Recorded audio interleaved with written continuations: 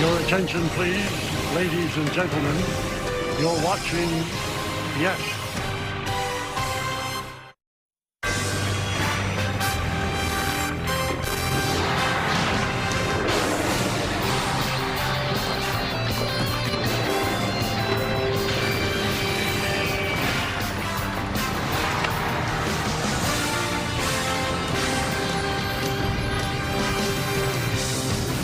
It's a beautiful summer evening here on this Tuesday in New York City, and it is time for baseball as the Yes Network presents New York Yankees baseball. It's the New York Yankees against the Houston Astros in the first of three from Yankee Stadium in the Bronx.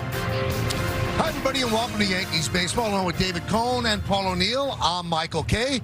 The Yankees just enjoyed an off day after taking 2 out of 3 from the Toronto Blue Jays, so they want to continue their winning ways. Let's take a look at the pitching matchup. In this one, it's the Home Depot working on a win pitching matchup. Ethan Pecco, it's his 24th birthday today, and he's making his second big league start. Will Warren will get the start for the Yankees. You see the numbers 8 and 6, 4.43. What do you see of him lately, David? Well, the simple explanation when you look at Will Warren, especially from his first half of the season when he was so aggressive to his recent performances, it really comes down to command of the strike zone. Count leverage, getting ahead so that he can use his off-speed pitches to finish hitters away instead of fastballs out over the plate when you're behind in the count. So to me, it's a simple formula to establish your fastball in and throw your changeup to these lefties away. So the last 13 games, the numbers are pretty 1 and 5, 5.77, and you see the rest of the numbers. Opponents' OPS is 937. Now, if you looked at the video that David was talking over, obviously a lot of the slug, a lot of the damage by left-handed batters. That's been a struggle for Will Warren. You want to struggle, though? You got to deal with Yordan Alvarez today. And the league has not figured out how to get this guy out. Ever since he broke in the league, 2019 Rookie of the Year, he has done nothing but swing the bat. He hits for average. He hits for power. He drives in runs. He is leading all categories, everything offensive. He has something to deal with. Well, let's check out the leaders brought to you by your local Tri-State Buick dealers in the American League. First in average, first in home runs, first in ribbies. You know what that means? That means he's leading in the Triple Crown. Well, George Lombard Jr. is supposedly an exceptional defensive shortstop. Last 3 games, 3 errors. Concern? Meredith asked Aaron Boone about that next. Welcome back to the Bronx for Yankees baseball on Yes, as the Yankees welcome the Houston Astros for the first of a 3-game series. Hey everyone, I'm Meredith Morakovitz. George Lombard Jr. is just 17 games into his big league career, and so far he has impressed. We've seen him come up with some big hits and some dazzling defensive plays. However, he's committed a couple of errors lately, 3 in his last 3 games. I asked Aaron Boone what he makes of the recent hiccups. Missed the pop-up, which is probably almost never going to happen, and then just a couple on some transfers. So, you play that position some, you're gonna make an error every now and then. So, ton of confidence in who he is to not only make the tough, spectacular play, but I feel like over time he'll be really good at the routine. So I think that's just a little bump in the road in the series. One thing is clear, the Yankees are not at all concerned about George Lombard Jr.'s defensive ability at shortstop. He is in there again tonight. Also noteworthy, Luis Garcia Jr. is back at first. Spencer Jones remains in right field, and Jose Caballero will play third base. Plenty more to come here on the Yes Network. When we get back, Michael Kay will be joined by Paul O'Neill and David Cohn. We've got first pitch next after the break. You're up next. Step up to the plate and enter the Drive Them Home sweepstakes for your chance to win a Ford vehicle. It is a beautiful afternoon where it is time for baseball. See ya! It's a home run for Grisham. A home run for Wells. Everybody contributed, and the Yankees get the win. The Yankees baseball on Yes is brought to you in part by Amazon. Spend less on your kids for back to school. By Tunnel to Towers, donate $11 a month and amplify your impact with a car or land donation. And by Nissan, hop into a Nissan Rogue and hit the road to adventure. Shop NissanUSA.com. Some of the players that have played for both the Yankees and the Astros. Yankees have taken the field. So let's take a look at the Astros starting lineup. That's going to face Will Warren, Pena, Alvarez, and Paredes. That's the top of the order. Altuve, Varsho, and Walker in the middle. And Wade Jr., Diaz, and Trammell. That's the bottom third of the order. And they'll be facing Will Warren. Will Warren towing the slab here in the boogie down on a Tuesday night against the Houston Astros. You can see this on the season. Will be his 25th start overall. The numbers, really good first half, kind of wearing a little bit in the second half, but still good stuff. And our Nissan pitcher scout report for Will Warren, and like Warren G, he needs to regulate himself out there in terms of all of his pitches, getting ahead in the count, eyes without a face, a little Billy Idol action. That's really deception for me. When you get ahead in the count, the deception plays bigger, and that deception for Will Warren against these tough left-handed hitters is that change the game by Jay-Z. That's really the key. That good changeup that he can throw for strikes and just miss with, I think, is going to be really prominent in his arsenal tonight. Well, Jeremy Pena will start it off against the Yankee right-hander. Astros coming at 65 and 66. The Yankees are 18 over at 74 and 56. Warren's ready. Pena's ready. Let's do it here in the Bronx. Swing and a miss. We're underway.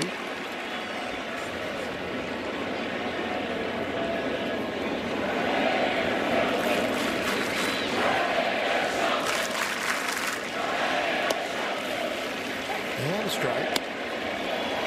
Pretty good offense for the Astros. Their struggles have come with their pitching. They do hit a lot of home runs, 173 on the season, and Pena has 14 of them. Yeah, right there has a lot of them too. Alvarez, I mean, he just walks out on the on-deck circle. Coney, if you're pitching, you're thinking, oh boy, let's get this guy out so I can pitch around him.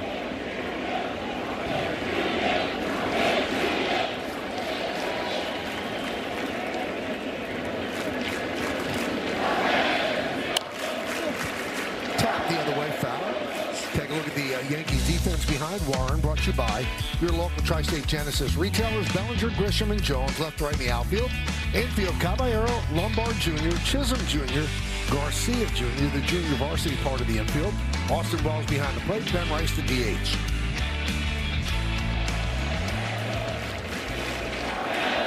Swing and a miss, got him.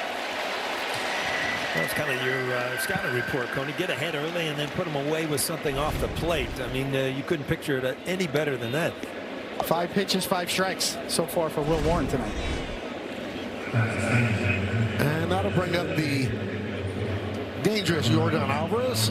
Clint Vondrack behind the plate. Umpire scouting report brought to you by your local Kia dealers. Considered hitter friendly in the 7th big league season.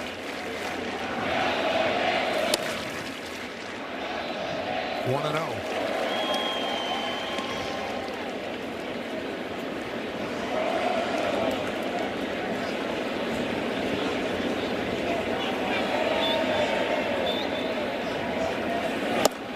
I saw that picture of Aaron Judge. That's usually who everybody is chasing, the MVP. But with Aaron Judge been on the shelf for a long time, I mean, Alvarez has come together with some kind of year.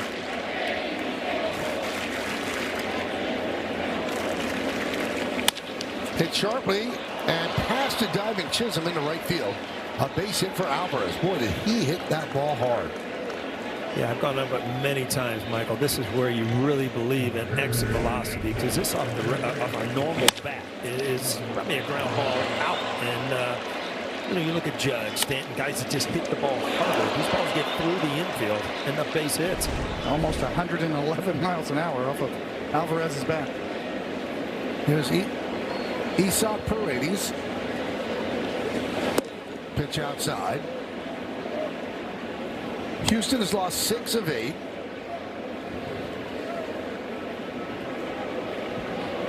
Their GM was just fired, Dana Brown.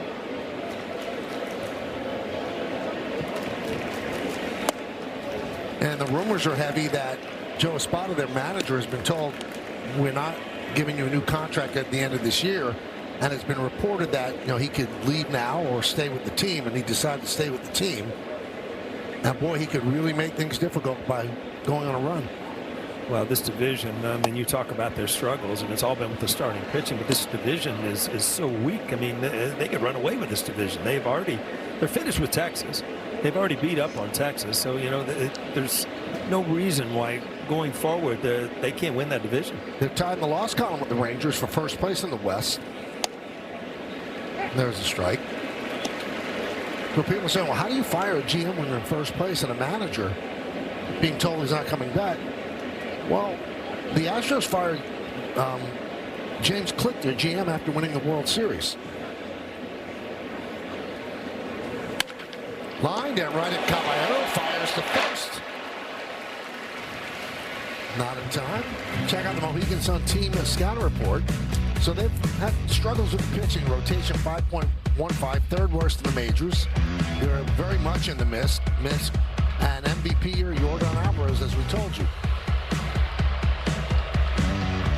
I like one thing that their owner Jim Crane has said. He said, you know, some of the teams gotten older, some people have left. And they talked about a window closing. Said this window will never close as long as I'm here. Yeah, that's like Steinbrenner-esque right there. That you know, he deserves. He thinks the city deserved it, as Mr. Steinbrenner here. Somehow, some way, we'll get it done to be competitive. And Crane has made the trip to the Bronx with his team. Well, Crane pitched in college. Oh, was that right? Pitcher? Was a college pitcher. I didn't know that.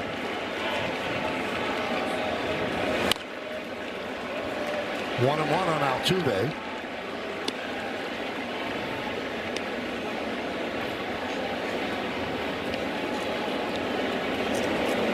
We told you the Astros and the Rangers are tied in the loss column. Astros are under 500. No team has ever won a division with a 500 or under record. That could happen. Well, I mentioned that they were finished with Texas. The Rangers, they beat up on Texas, so they were 9-4 against the Rangers. So if it ends up in a tie, then Houston goes on. So the Rangers dead even at 66 and 66. Astros one game under. Up the middle, Jazz Chisholm knocks it down, fielded by Lombard, fires to first, and it gets past Garcia, and that allows Alvarez to go to third. Yeah, every once in a while, Cody, you make an unnecessary throw, and it ends up kind of costing you. You just got to have that somewhat of an internal clock. You know, this play was not made. Jazz kind of actually kicked it the other way, but Lombard trying to make a perfect play barehanded. It really had no chance of getting Alvarez or at Altuve at first base. See that ground ball? That's why they call it booting it. Right Yeah, there. exactly. That's a true boot right there. And that is the fourth error in as many games for Lombard, because that throw allowed Alvarez to go to third. It's a base hit for Altuve. Pitch outside to Varsho. 1-0. You can really break down that play also where, you know, Garcia Jr. has to realize the same thing and come off the bag and, you know, kind of smother that ball like a catcher instead of, you know, waving at it when you have no chance.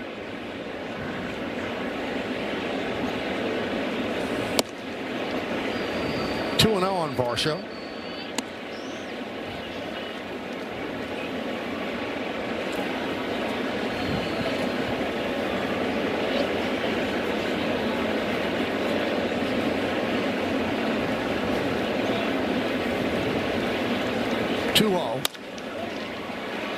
Lombard fields, and they get Varsho as they work out of trouble. No runs, 2 hits, 1 error, 2 men left. Yankees coming back.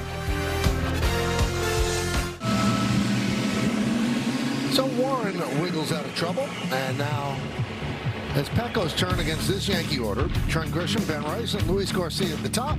Bellinger, Lombard, and Jones in the middle. Chisholm and Wells and Caballero round out the 9.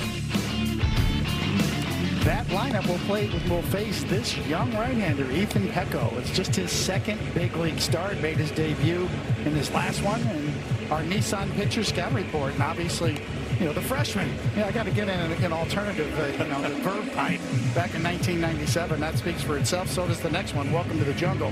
You know, it's one thing being a rookie. It's another thing starting at Yankee Stadium for the first time, and then how low, like ludicrous. You know, this how low is about where his arm angle is and how his fastball kind of plays up a lower slot and good ride and good carry with his fastball. Kind of like Will Warren with that kind of side upshoot thing. Huh? Exactly. There's Trent Grisham that started off. 6 home runs his last 13 games, and he'll take a strike from Pecco.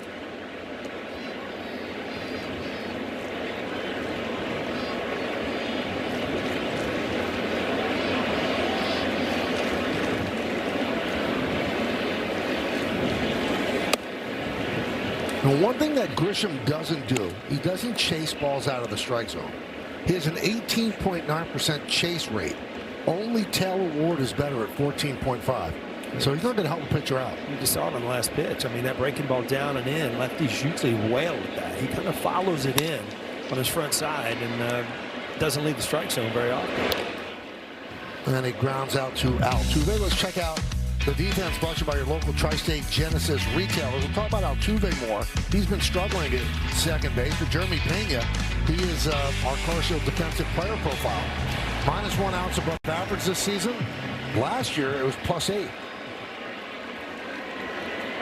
And Altuve is -13 defensive run save. Here's Ben Rice. Big cut.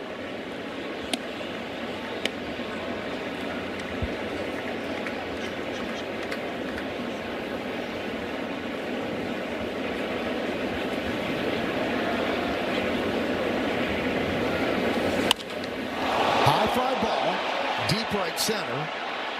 Wade Jr. is there to make the play in front of the warning track. Everybody talks about Aaron Boone's end game point. It looks like the umpires are getting into it. They're doing the Boone. You got to pound on your heart too, though. You really got. Yeah, yeah. So they definitely were doing the Boone there. It's a craze taking the nation by storm. I smell a T-shirt. Doing the Boone. Doing the Boone. There's Luis Garcia Jr. And there's a strike.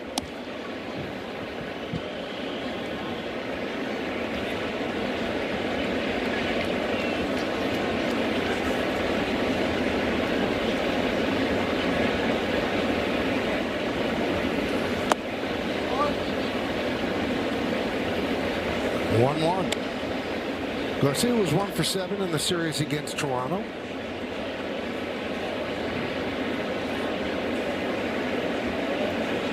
Yankees and the Nats, 26 home runs, 82 ribbies. 1-2.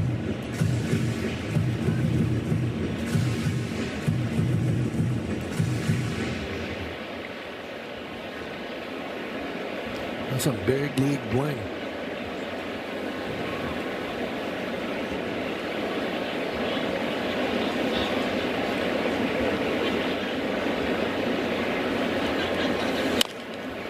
Chop foul. 3 games against the Astros, and then it gets even more interesting. Over the weekend, 4 games against the Boston Red Sox, a doubleheader on Saturday.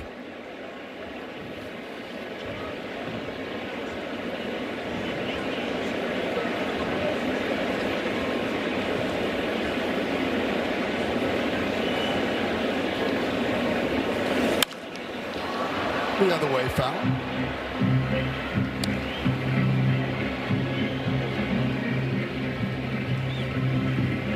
Well, the Rays won yesterday. The Red Sox won yesterday. They were not off.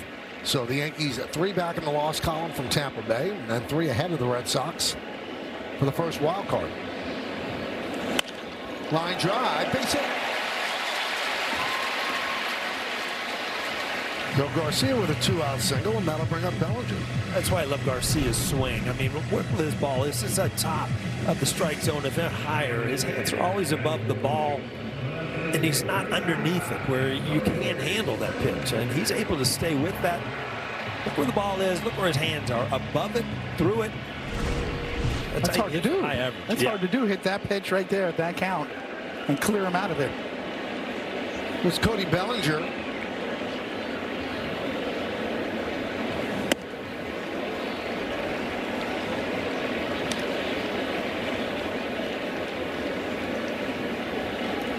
Bellinger 1 for 4 in his return on Sunday after missing 25 games with a left hamstring strain. And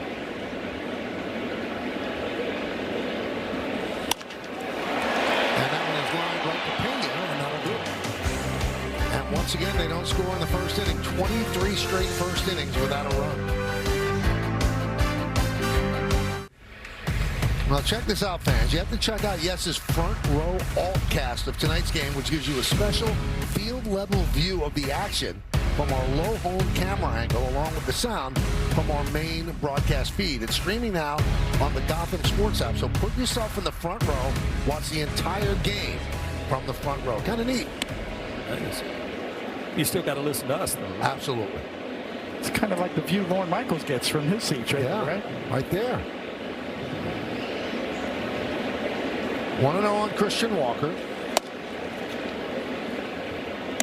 2-0.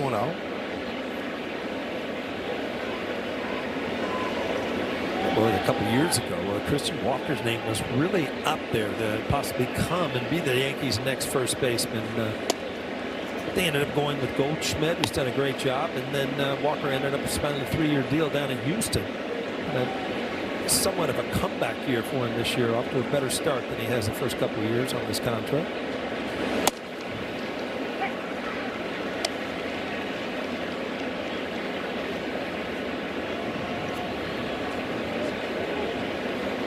So he struggled last year. He's not struggling as much this year, and he said that, quote, he's in a better headspace this offseason. How's your headspace, Paul? I was just, I was asking myself the same thing. I haven't got an answer yet, but it's just once in a while you get in bad headspace. Chop and grabbed there by Warren. He could take it himself. 1 away. I'm not even going to go there, Michael. No, just the fact that you're not going there, you went there. He was doing Pam, pointing and everything. Some people have some more bandwidth in their headspace than others. That's why you got so many more words than me, Mike. You got more bandwidth. Listen, I'll repeat it again. It's not a big head, it's a long face. Oh. It's a happy face, though. It's always happy. Always happy.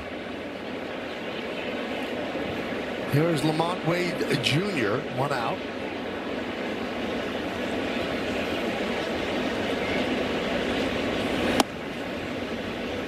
One and 0.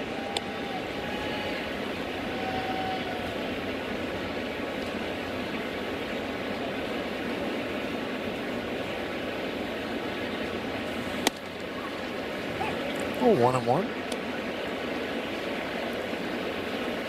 So Wade signed a minor league deal with the White Sox in January. He was released on June 1st. Signed a big league deal with the Astros 3 days later.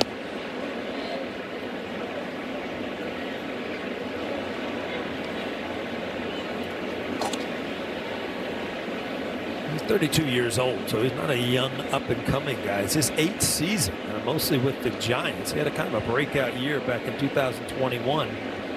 The Giants kind of took off there, and he was part of it with 18 home runs.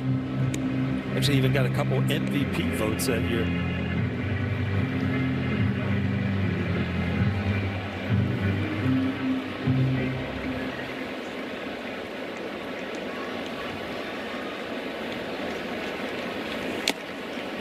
And that one is tipped into the glove of Wells, a strikeout for Warren. You get ahead in the count, Paulie, and then you can go up the ladder a little bit with that low riding fastball, a little lower release. You can see the swing underneath it. It's not about the velo, it's the movement profile and the setup and the sequencing. So here's Yainer Diaz.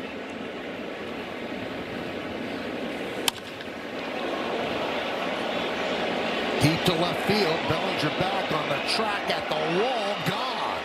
A home run for Diaz, his 9th of the year, and it's 1-0 Astros.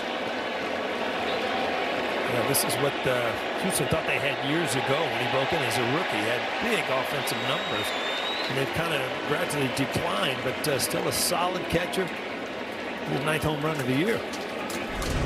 First pitch hacking, 2-seamer in. Didn't quite get in there. Got cut off. You talk about the profile, and that ball, you can tell it's a two-seamer. It's supposed to keep running, and it just kind of sits right there. You just lose some movement at the end, and it ends up in the seats. Especially first pitch. And Diaz is a classic fastball hitter, looking, sitting, getting, and watching. Taylor Trammell. You know, I have noticed, though, Coney, with the two-seam fastball, you know, the old days two-seamer was, it really didn't matter location. It was down, and you just wanted contact. You wanted the ball beat on the ground. These are pitches made for, like, strikeouts. The two-seamer right under the hands, and it's a much more dangerous pitch.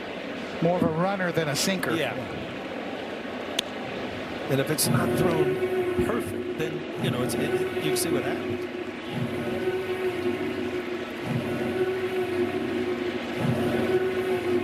Trammell had a bad homestand, which concluded on Sunday, 1 for 21, and it concluded in the worst way. They had a 6-0 lead over the A's, and they blew that game.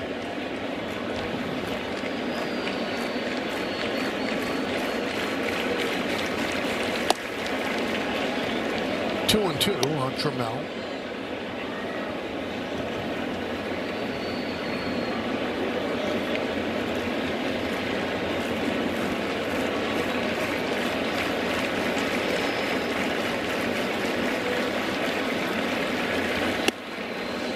So Trammell is spelled like the great Tiger, Alan Trammell, but it's pronounced Trammell. And Taylor actually jokes that Alan is his uncle. The good uncle to have.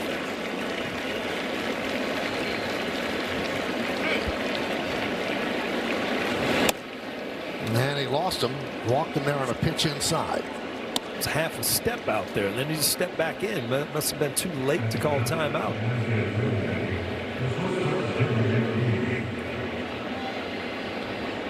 Well, they're getting Warren's pitch count up there. 36 pitches, 2 outs into the second inning. Yeah, that's been the recent history for Will Warren. Just kind of deep counts, in and out. Pena takes outside. Pena's such a solid player, only 28 years old. I mean, go back to 2022, Rookie of the Year. I don't know if you've seen a better Rookie of the Year here. He won the Gold Glove. He was the ALCS MVP, the World Series MVP, where he hit 345. Just came bursting on the scene.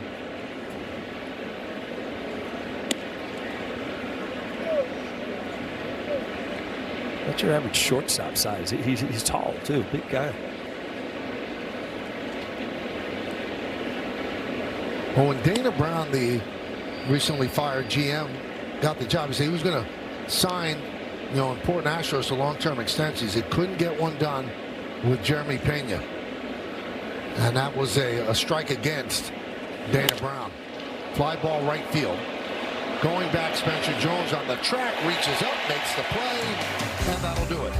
1 run, 1 hit, and 1 man left. Go to the bottom of the second. Welcome back to Yankee Stadium, where the Astros lead the Yankees 1-0 as we head to the bottom of the second. Aaron Judge continues to check off some boxes in his rehab process. Today, he took overhand batting practice for the first time in the cage underneath Yankee Stadium since landing on the IL. Judge has been on the IL since June 5th. You see him doing some agility work and running out in the outfield. Also during batting practice, he was tracking balls out there in right field. I spoke to Judge in the dugout briefly, and he said right now he feels good. He is just itching to get back, guys, as you can imagine, but he understands that it is all part of a process. They need to build him up properly, and you see he's been out for quite some time. It's been since June 5th that he has not been playing baseball, and he's pretty much been completely shut down. So he is just starting these baseball activities. He also threw out at 100 feet, so he is making progress. But guys, he wants to be back tomorrow, but they know that they need to build him up the right way. They need him back,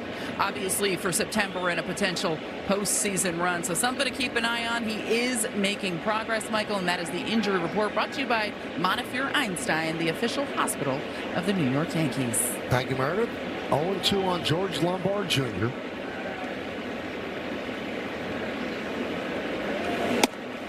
And the most difficult thing I would think for Judge It's 3 months of inactivity. He wasn't allowed to do anything. He couldn't jog. He couldn't do anything because it would affect the broken ribs. So he's starting from zero right now to get himself in game shape.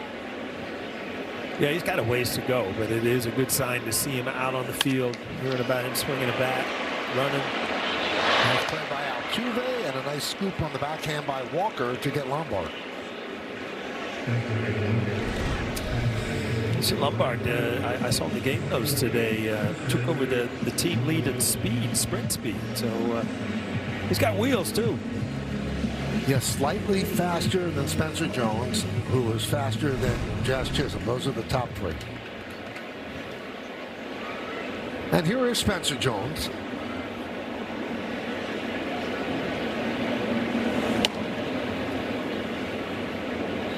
One and 0.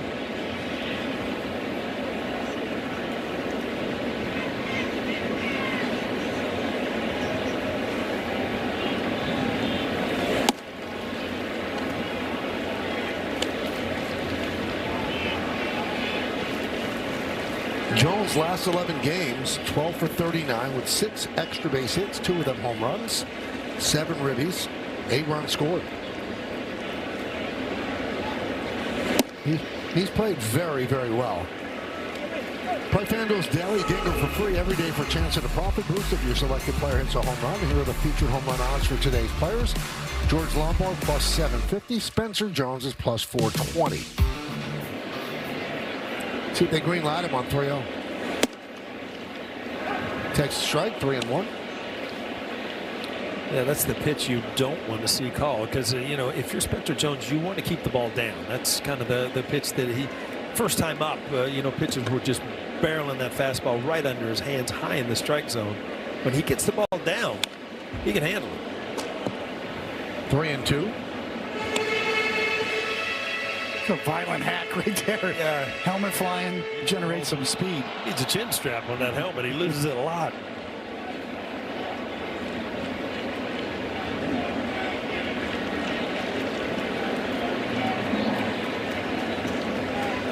Payoff. Hit sharply and grabbed it by Altuve. And he turns that into an out. So Altuve, much maligned defensively, has made 2 pretty good plays. Well, good news is you're in good swings and good at bats. I mean, sooner or later, some of these things will start going through holes. Spencer Jones, I mean, the more we talk about him, this tell day by day, even the routes he's taking in the outfield, just much more comfortable. Just, as soon as you start to believe that you belong here and you're not trying to impress people, then you just become your natural self as a player. Such a great point. The feeling that I belong is so underrated.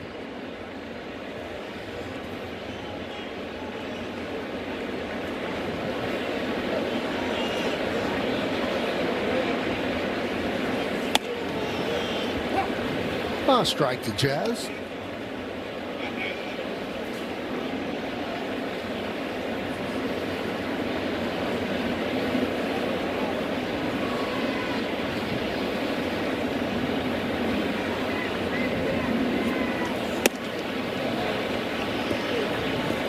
Two and 1. Astros lead 1-0. We're in the bottom of the second inning. First game of this 3-game set.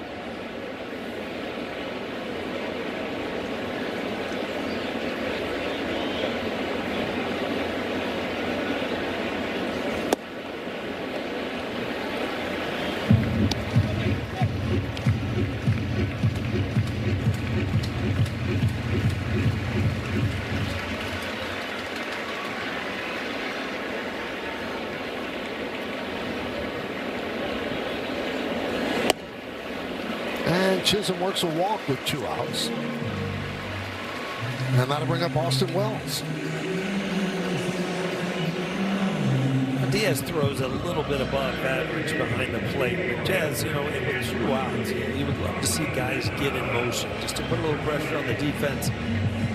There's something about stealing bases, but also early in the count where, you're able as a hitter to take a pitch or something, give you an opportunity.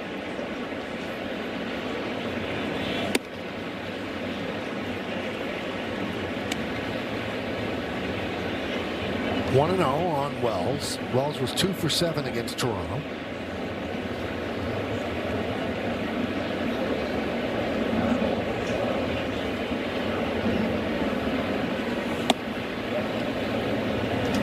first 62 games of the year for Wells as Diaz goes out. Talks with Pecco. And a 468 OPS, which is not good. But the last 30-some-odd games, he's at 801. He's become a better hitter. And within all of that, he's at or near the top of several defensive metrics, catching behind the plate. Pick one out, he's top 5 catcher defensively.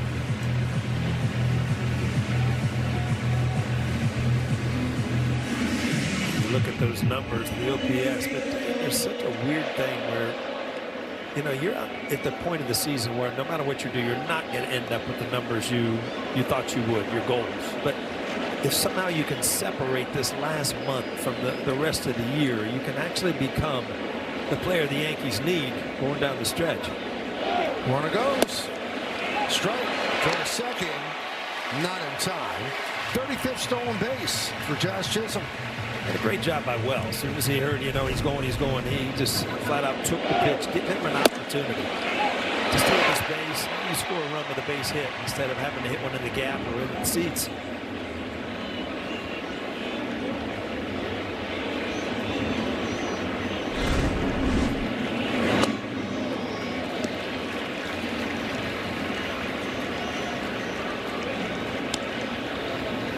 Trying to get a feel for how Pecco's pitching, right? Just mixing it up, very, pitching backwards a lot.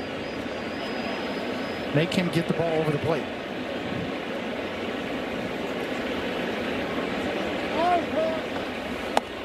Time was called late. The pitch was still delivered.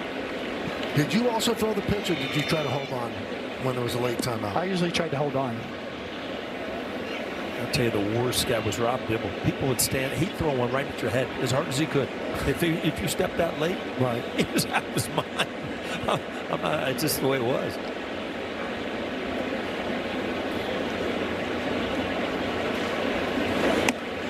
Yeah, the description of Rob Dibble out of his mind is an understatement.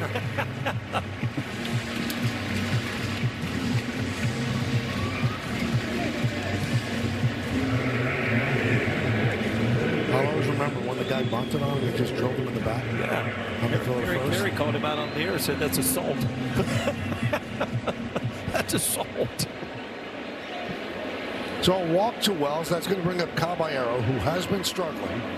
One hit in his last 22 at-bats. It's over 12 games. Getting a run at third base with McMahon on the IL.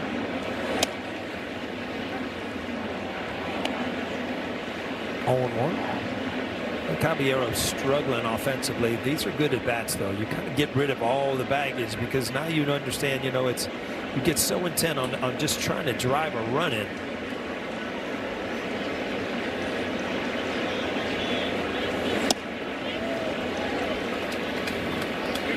So that's a ball that's going to be challenged by Diaz. ABS challenge powered by T-Mobile. Calls confirmed. Houston has one challenge remaining.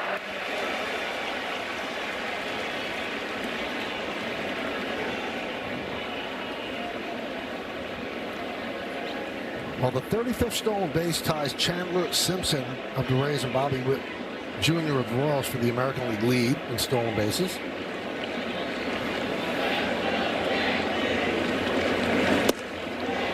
If I'm not mistaken, Jazz leads all of baseball in stealing third base, too. 10.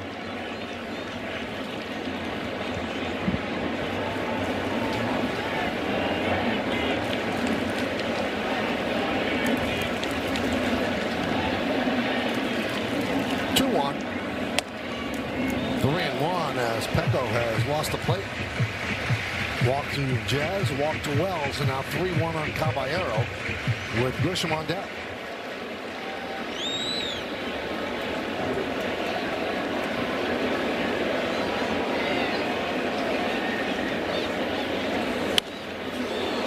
Now back here. They challenge him there. He got a good pitch to hit. Just tried to do a little too much with it. Fouled it back. You give Austin Wells a shot to get in motion on first. Jazz is pretty much going to score anyway with 2 outs with his speed. Chop to third. Paredes throw. And And that'll do it. Yankees strand 2. We go to the third. Yordan Alvarez will lead off, and it's time for... How about that? All right, so he signed with the Dodgers in 2016, then was traded 6 weeks later to Houston for reliever Josh Fields before playing a game in LA's system. So yeah, the Dodgers make mistakes. Nicknamed Air Yordan, a play on Michael Jordan's Air Jordan brand, and his physical dimensions and left-handed power have drawn comparisons to Hall of Famer Willie McCovey, who also wore number 44. All right, Michael, so I've got a comparison. So listen to this. Willie McCovey, Right. Rookie of the Year back in 1959. Came up in June, only played 52 games, had 13 home runs, hit 354, still Rookie of the Year. Now fast forward to 2019, Alvarez didn't come up till June, only played 87 games, hit 27 home runs, and still won the Rookie of the Year. So really, if you look at those kind of guys, they came up, only had a half a season at most, and just took over the league. 0-1 on Alvarez. Pitch outside.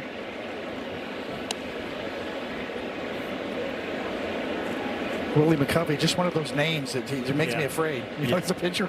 Yeah. Like, how? Oh, Willie McCovey. I knew he was a home run hitter, but from when you hear, stories of, from Joe Torre and Zim and guys that have played against him, he hit harder line drives than anybody that's it,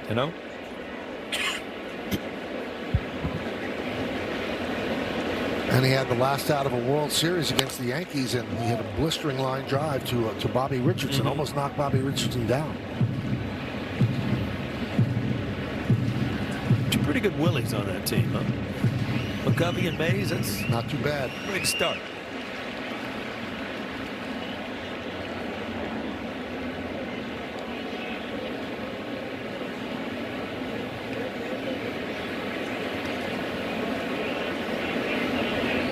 So 2-2 on Alvarez, 2, 3, and 4 in the Astros order against Warren.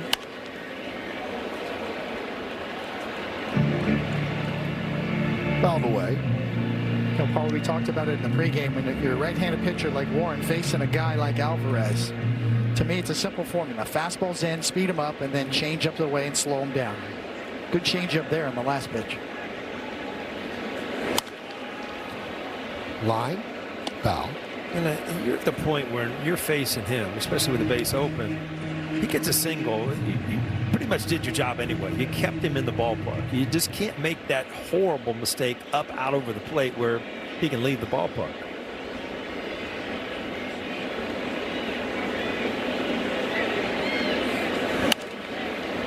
Fouled away.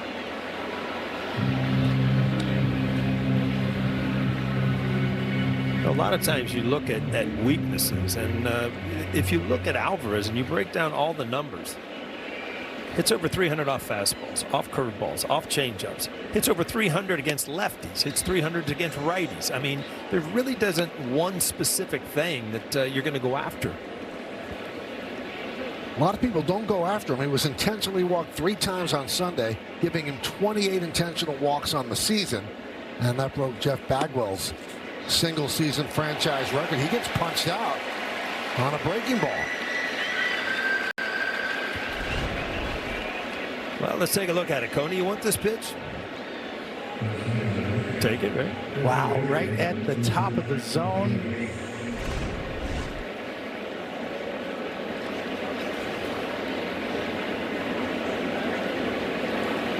Here's Isaac Paredes, and a strike.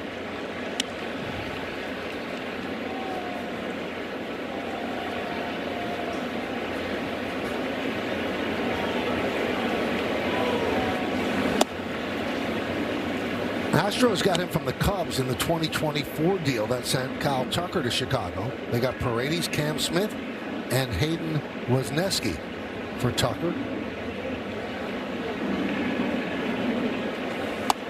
Paredes is a solid player. I mean, a 2-time All-Star with the Rays and once with Houston. So, I mean, he can put up numbers at 31 home runs in 23. So, Yeah, he's an analytics darling because of all the pulled fly balls he hits. Yeah, I don't think he has a home run the other way all year. The horses for courses. Houston's a good fit for him. I think, as short as Yankee Stadium plays in right field, I think Houston left field. That wall comes into play very quick.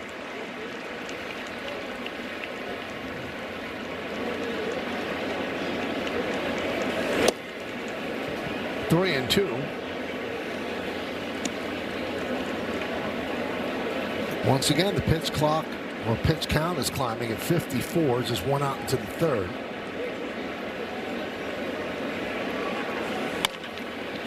Grounded. Foul. Nice play by Caballero. Got rid of it quickly, but a foul ball. Adam Hammery called it quickly. So 20 in the first, 20 in the second. Keep going like that. You're a 5-inning pitcher.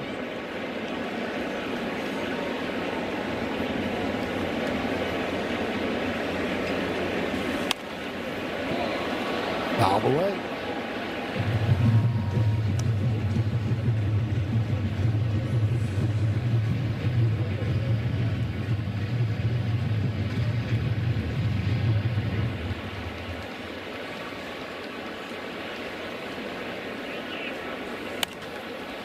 High pop-up on the left side. Caballero. Out number 2. Cody, did you ever, like in your head, so we saw 3 sinkers there, back to back to back. And I always thought pitchers that would, back-to-back pitches would fool you because you always think, oh, I saw the fastball, now something off speed. But you can't just go 3, 4, 5, 6 times with the same pitch. Did you have something going on in your head? Unless there's a certain, weakness of a hitter. And I think with Paredes, he's kind of a hooker around the ball guy. Well, there's a base hit for Altuve. He's 2 for 2. He's now 11 hits away from 2,500 in his career. Yeah, he is put together. I mean, Yankee fans don't like him, but he's put together quite a career in 4 consecutive years with over 200 hits. Not quite as close. I think Freddie Freeman really is the only guy out there with a possibility of 3,000 hits that's playing today. Well, he's got 3 more years left on his contract, so he's got a chance. I mean, this is such an advantage. You look at him to be able to only command that big of a strike zone. And I think if you look at baseball, he's kind of made the path of some of the young phenoms out there now. You look at Crow Armstrong from Chicago, small guy. McGonigal from Detroit, small guy. I mean, there's something to be said about trying to hit in the strike zone of Aaron Judge and Jose Altuve.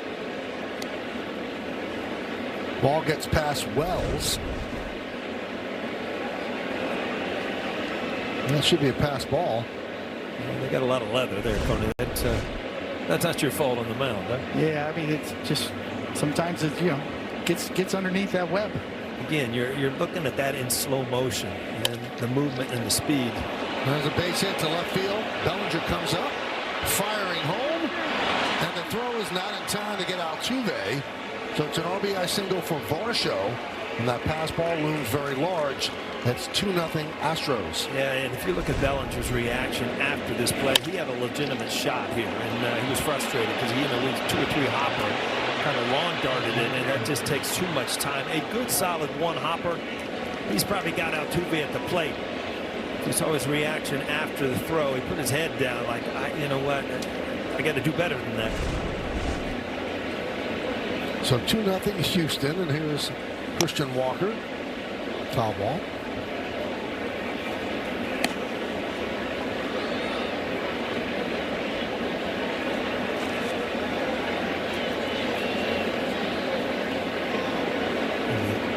Unbelievably frustrating for a pitcher to get a couple quick outs and just a meaningless hit, then a pass ball, boom, another hit, and you've given up a run.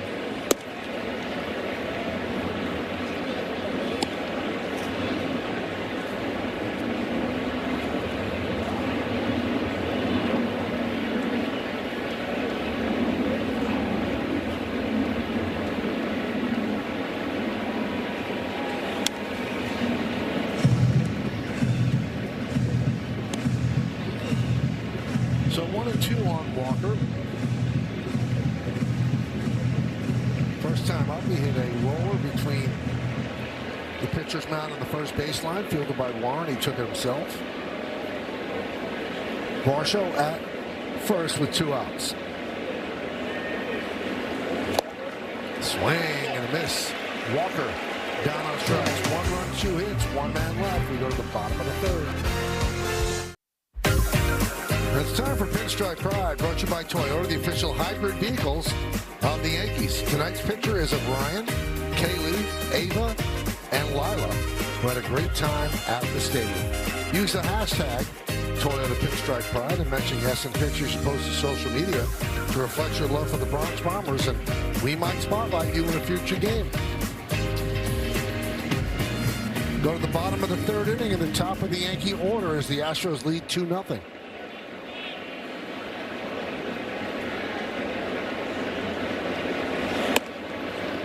Grisham takes upstairs 1-0.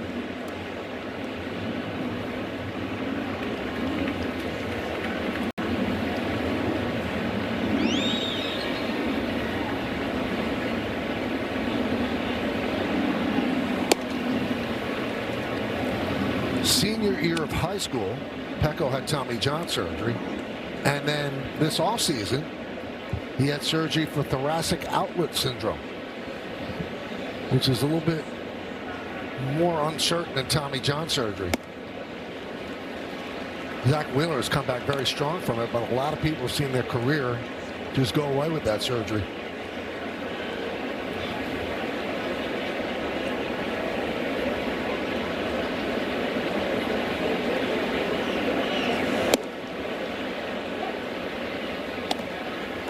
Three and one.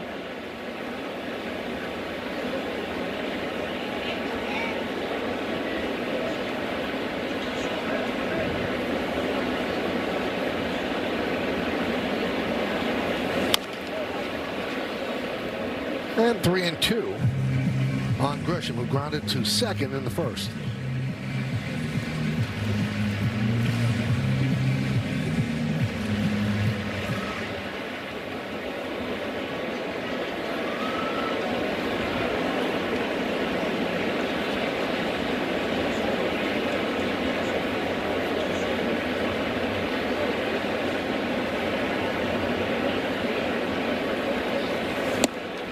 And he worked the walk to start off the 3rd.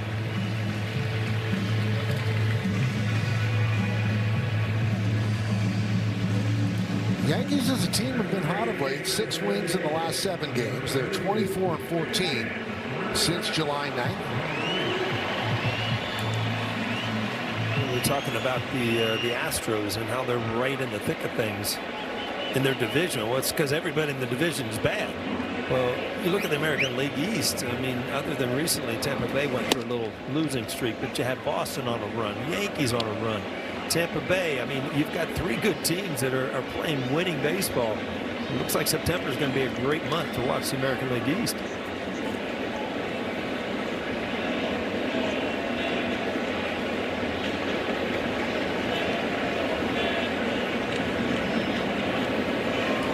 Well, let's check out one of today's player props, brought to you by Bet365, where winning is everything. For Ben to hit 1 or more home runs, plus 380.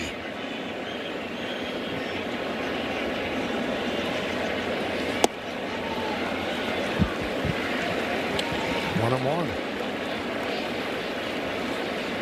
It's amazing the adjustments you see even second time through the lineup, Tony. You know, you've seen this guy now. You know he's not going to throw it by you.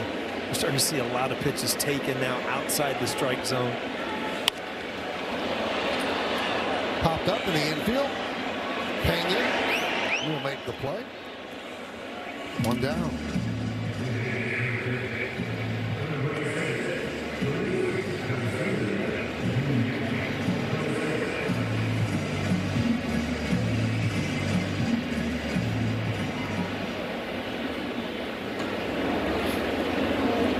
There's Luis Garcia Jr., who had a single right in the 1st inning.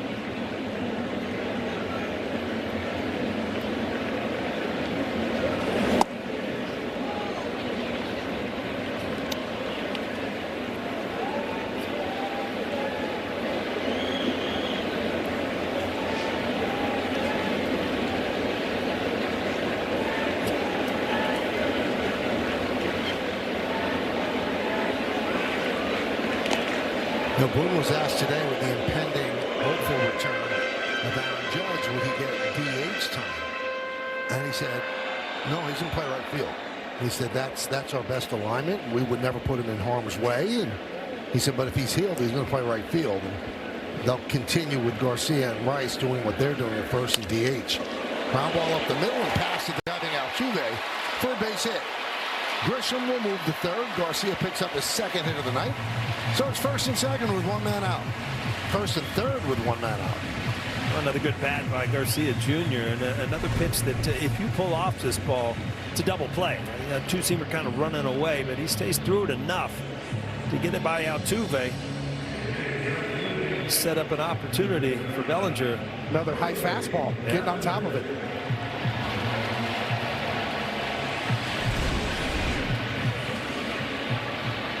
Astros play back, looking for the double play ball. Cody Bellinger at the plate, first and third, one man out. Yankees down 2-0. Drill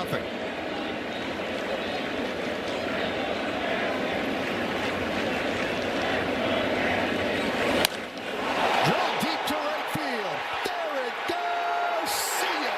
Off the facing of the second deck. A 3-run home run for Bellinger. And the Yankees lead 3-2.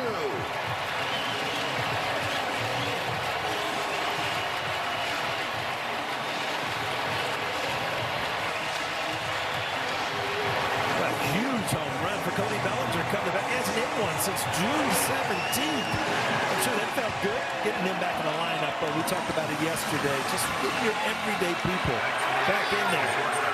This home run put the Yankees on top. He made up for the throw. Yes, here you come again. Bellinger back on the board.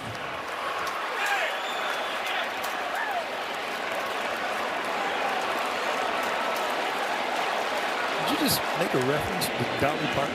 You picked up on that, didn't you? Yes. What a sad news today. Yeah, Dolly Parton, it's all-time great. One of the great songs. Here you come again. Bellinger comes again. 1-0.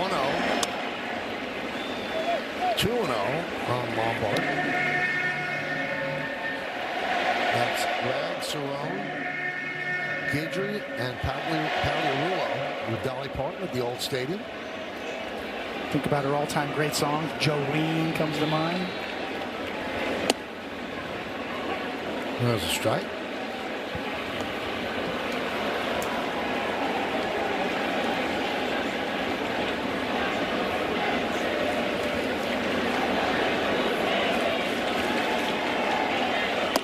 So as the Yankees take the lead, Boston and Miami are tied at 1, and Detroit leads Tampa Bay 2-1. It looks like he was trying to get that ball. You see him reaching across the plate. That's right in the happy zone for Cody Bellinger. Usually it's about location, Cody. Yeah, crosstown traffic.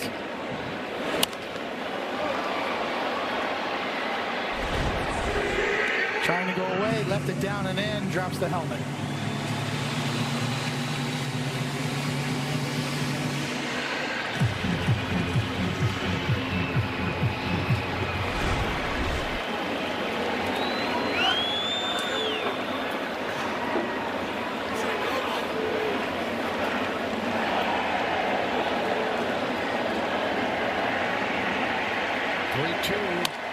There's a base hit to right field for Lombard. He's been using that side of the field a lot. Yeah, especially with 2 strikes. I mean, if you can stay with this is his approach to hitting. If he doesn't get caught up in the launch angle and trying to hit home runs, I mean, this ball's away. You can't have a better swing than that. Stay through it, go the other way. Especially a cutter moving away from him, stays on that. Absolutely covers that pitch. Michael, we said the other day when he hit like that, there was a guy named wore number 2 here that did that his whole career. You know that? And we called it a Jeterian swing. Yeah. Pitching coach Joshua Miller goes out and tries to settle down Pecco.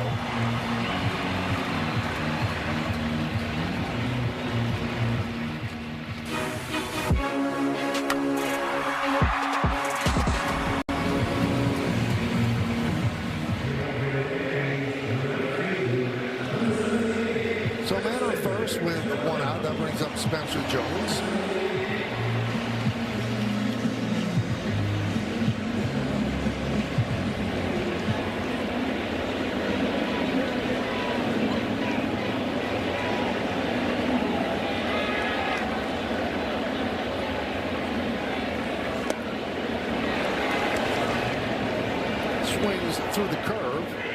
more.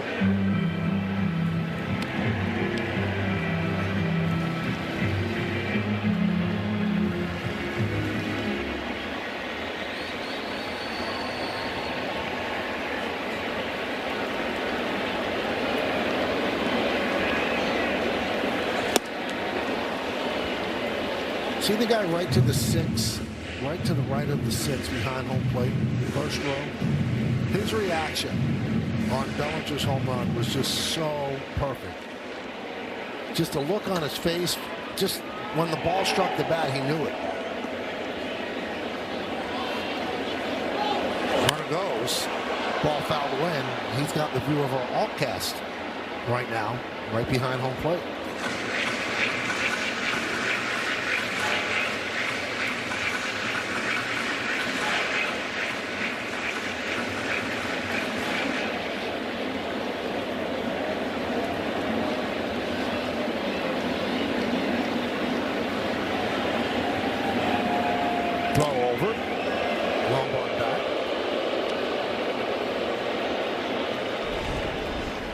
Watch him.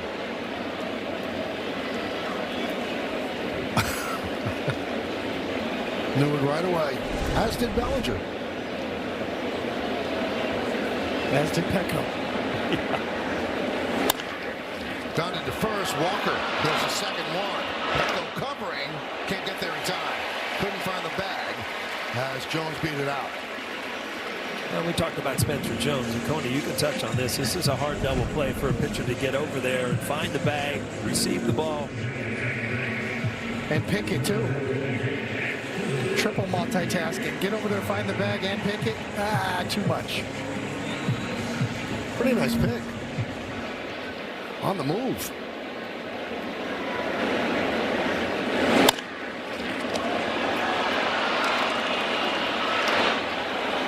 Searching for the bag instead of finding the bag immediately, huh? Runner goes, throw to second. Out. Jones is not so certain. Diaz throws out 23.7% of base stealers. I think if his front spike hits, he's safe. But watch, his front spike goes over the bag and allows him to tag. So it's caught stealing, but a good inning for the Yankees as Cody Bellinger goes yard. A 3-run swing, and the Yankees lead 3-1. Well, the power of the home run. Time to flex. The Yankees take a 3-2 lead on the Bellinger blast.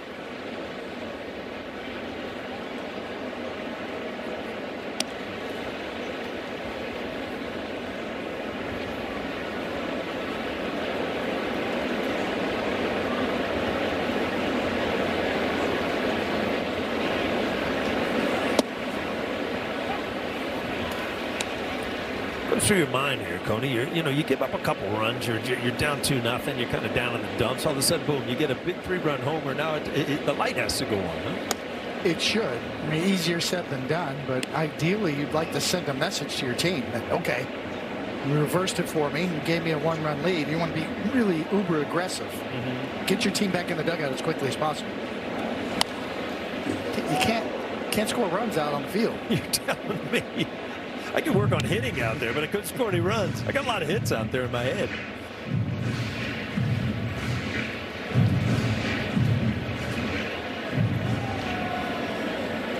Baseball, another thing about baseball, is the only sport where you can't score with your defense. That's the difference in baseball, absolutely. That's the whole model for a pitcher is get your team in the dugout as quickly as possible. Because otherwise their minds will wander out there. No, that doesn't happen. Huh?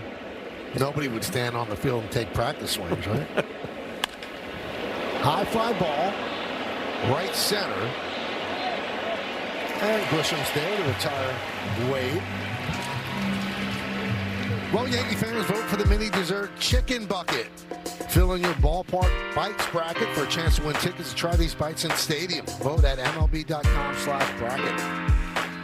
You look at Grisham talking to Spencer Jones and say, keep your ears open. You're too big to be running into me. But, anytime the center fielder obviously gets to the ball, you're going to call you off. And Spencer Jones looks much more comfortable recently in right field, but you don't have that many games with the same center field.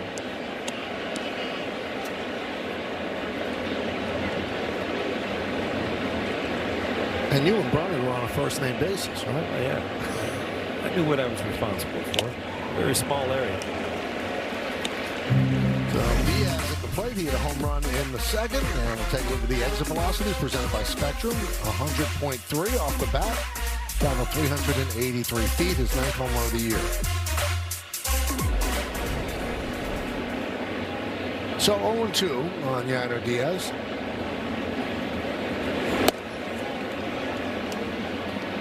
One and two.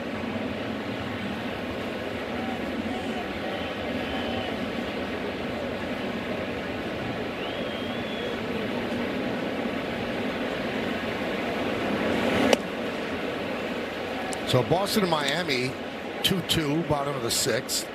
And Detroit leads Tampa Bay 3-1, top of the 6th inning in Detroit.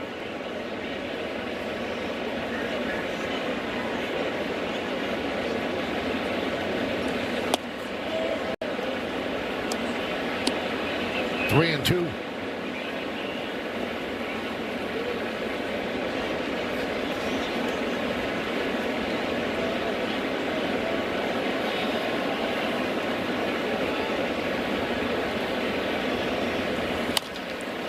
Ground ball, backhanded by Lombard. He sets and fires.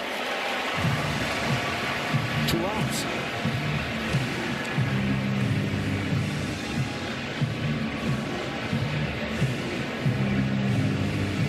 You see Lombard and how, he can make that play because he has such good arm strength that, he can really sit down, make an easy backhand instead of worrying about getting rid of it, because you really don't have the arm, the strength to really throw it across the field. Trammell takes high, 1-0. Walked in the second inning. We're in the 4th. It's 3-2 Yankees. Shows bunt. 2-0. He had Caballero back and way off the line.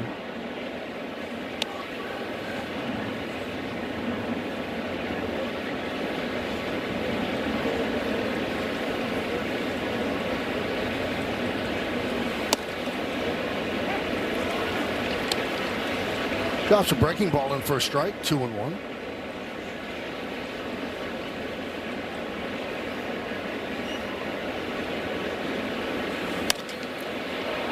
High fly ball left center. Grisham will make the play. And Warren works a 1-2-3 inning.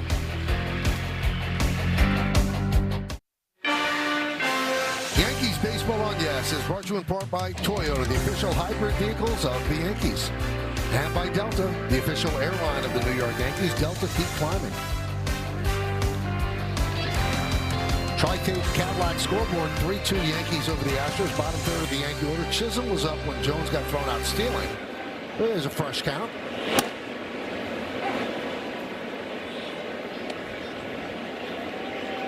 Now we know that when Judge was in the lineup, the Yankees essentially averaged about 5 runs per game. And without Judge in the lineup, fly ball, left center. Trammell makes the play. It goes down to around 3. But 5 is the magic number. This is an amazing stat. When the Yankees score 5 runs or more in a game, their record is 45-5. So you combine the Yankees' unbelievable pitching, and if you can give them 5 runs, they're going to win 90% of the time. Yeah, it's a good formula. Get up in the morning, know we got to put 5 runs on the board. We're going to win. Foul away. That was every start in 1998 for me.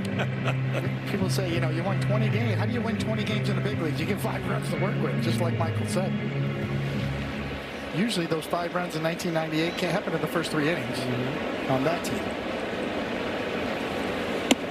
It just gives you so much confidence as a pitcher. You just pin your ears back and you get more aggressive. So that's the best mark with 5 or more runs in the big league. So it's a combination of offense and outstanding pitching. And another thing that you get when Judge is in the lineup, you get first inning runs. And we told you today when they didn't score in the first, it's 23 games. 23 games without scoring in the first inning, 23 straight. And the highest mark that we go back to like 1973 is 24 is the record for the Yanks. I have to go back and look at that 1973 lineup. Didn't like your leadoff hitter, huh? Coney, I don't know. Every once in a while, you read something. The other day, I don't know if you listened to the broadcast, but the first inning is the most scored inning in all of baseball. I never knew that. I had no clue. And now you're talking about, what, 23 games in a row you have not scored in the first inning?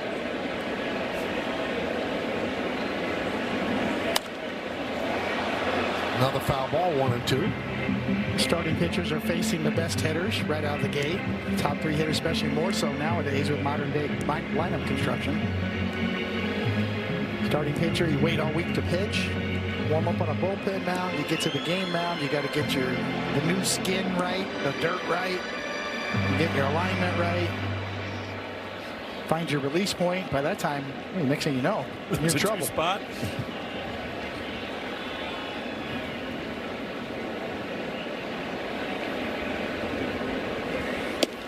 Majority of hitters, you dig and Wade Boggs did it. You dig a hole right on the back line but every once in a while you get somebody that dug a hole 6 inches ahead or to the side, and it would drive you absolutely crazy as a hitter. Was there a pitcher, do you remember, that just beat up the mound where it didn't fit your stride? Yes, all the time it happened. You'd have to work around it. Yeah. I wasn't the type of pitcher that would call timeout and get the grounds crew out and start pounding it for 10 minutes. I couldn't do that. Just work around it. Move to the other side of the mound. I used to move to different sides of the mound when that happened. Mm-hmm. Yeah, I'd move over to the third base side there, or first base side. And swinging and missing is Wells. So we hear a lot about pitchers and extension nowadays, releasing the ball closer to home plate to get a look at the strikeout pitch up and away. A lot of that has to do with strike length, where a guy lands, how he lands. Longer stride, release it closer to home plate, you get better extension. It's not the end all. There's guys with short extension that throw very well. As Dylan Cease the other day, I cannot believe the velocity he gets, the good slider he gets for it. He never really drops his arm, like most guys. There's some guys that pitch better with a shorter stride and a shorter arm stroke. Can still generate tremendous speed with a firm front side, a post up. Allen is lined to left field. Trammell makes the play, and the Yankees are retired in order by Pecco. We go to the 5th inning, 3-2 Yanks. Well, fans, download the Gotham Sports app to get live games, highlights, features, podcasts, and much more. And if you get Yes on TV, then you get the Gotham Sports app for free. So download and sign in today. Go to the 5th inning. Yankees up by 1 on the Audi scoreboard. Top of the Astros order as Pena swings and misses on a ball way outside.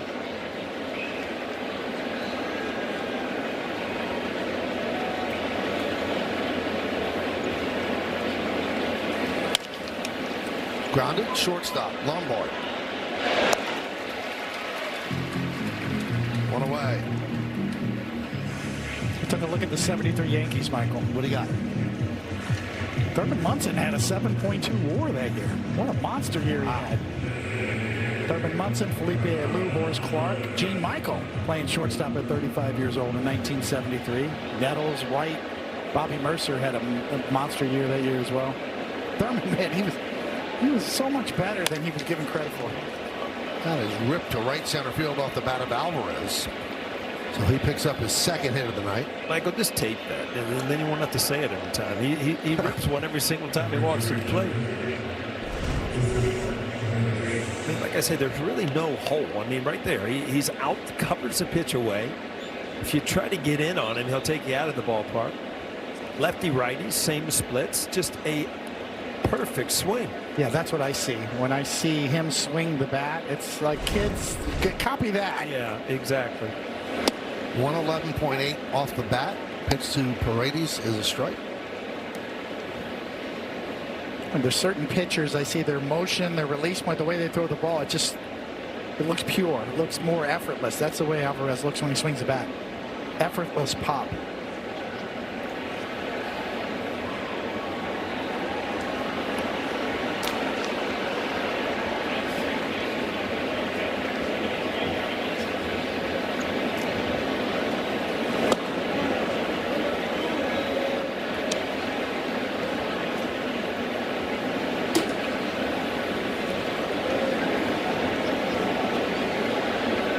De Los Santos is warming up for the Yanks. And that's off the glove of Wells. And that could be another pass ball. Hit him in the glove. We'll see how they score it. Another look. Warren's got that high spin sweeper. It just keeps going away. And yes, glove before dirt, even though it's in the other batter's box. And they scored a wild pitch. And it was wide.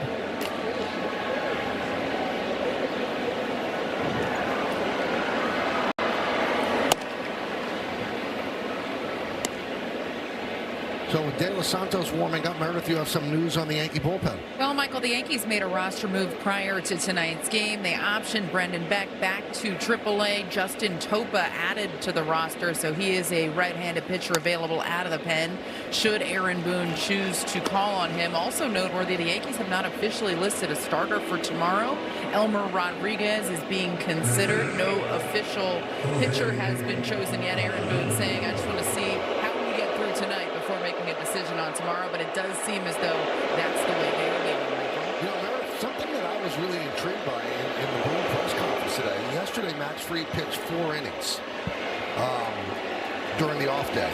And when he was asked if there's a chance he could start one of the doubleheader games on Saturday, Meredith, he did not say absolutely not. It seems like it very much could be in play, Michael, and they are going to need a starter there, so it could seem like an obvious choice as long as Max Fried is feeling okay. You mentioned the 4 innings he threw yesterday. It didn't seem like he was in a tremendous amount of pain when going on the IL. He kept throwing the entire time, so that could be the direction that the Yankees go. Also noteworthy today at the stadium, Michael, around 3 o'clock this afternoon, Clark Schmidt threw a live session. He's expected to go out on a rehab assignment soon. They're not looking at him as a starter this year. It's going to take too much time to stretch him out, but he could be an option out of the pen for the Yankees in September. There's Clark Schmidt. Now, Meredith, is it true that Brad Ausmus was one of the batters?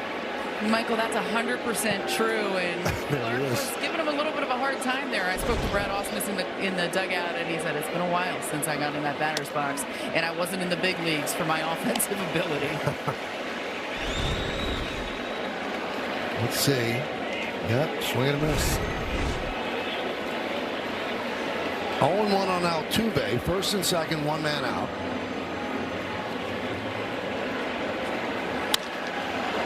High fly ball, right center, converging Jones and Grisham. Jones makes the catch. He'll fire the ball into second. Moving to third is Alvarez. Jones does cover a lot of ground out there, and he made a play all the way over in right center. It just came out of his glove the other day, but once he gets going, we talked about his sprints, he covers a lot of ground in the outfield.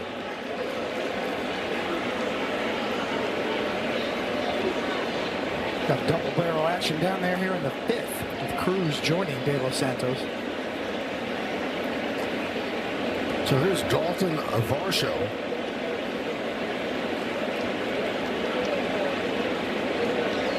Came over an August 3rd deadline deal from Toronto for pitcher Spencer Arrighetti. A strike on the outside corner.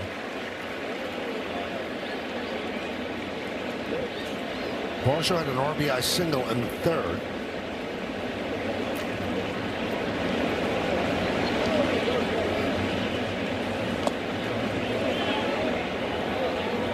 Varsho, another son of a former big leaguer. Gary Varsho, I pitched against him. Gary named his son after his teammate, Darren Dalton.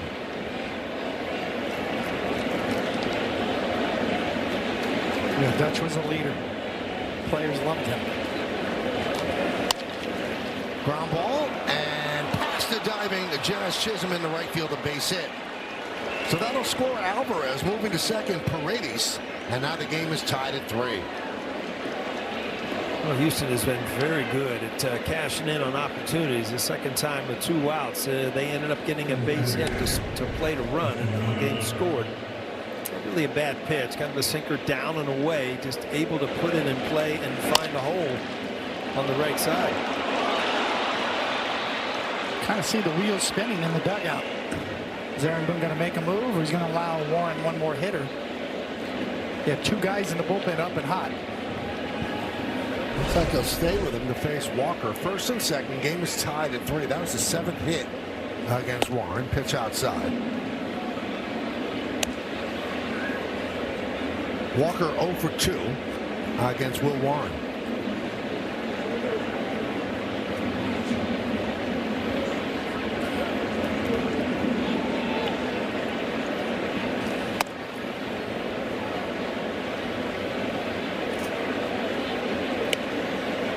Kind of Warren's last several starts in a nutshell here. You know, just to command 2-0 count here. You got 2 outs.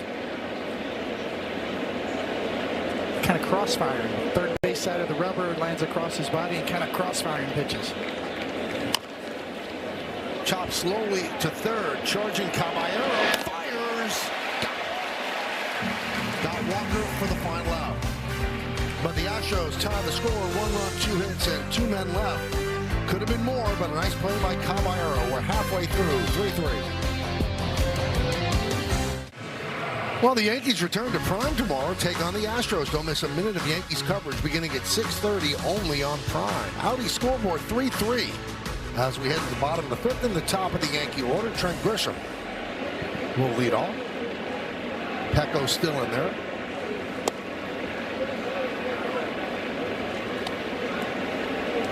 Oh. 1-0.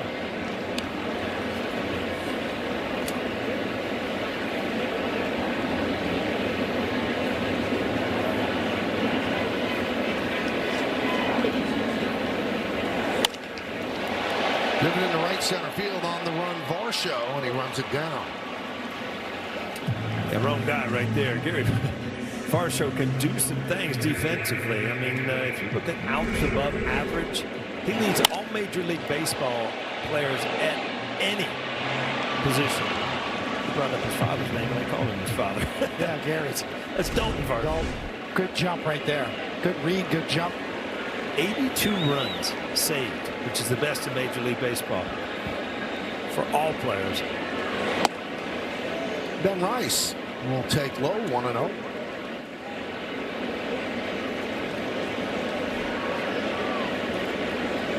Going to be a free agent at the end of the year. Didn't have a great season with Toronto, so they made that deal. They needed pitching.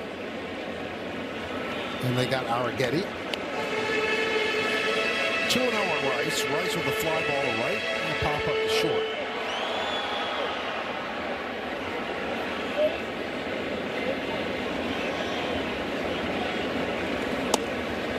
Reno.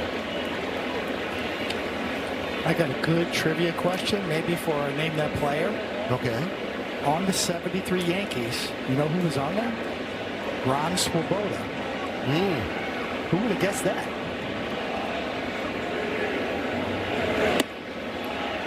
Didn't have a lot of time. 35 games played, but yeah, Ron Swoboda played for the Yankees. Was Jim Ray Hart on that team? Yes. DH.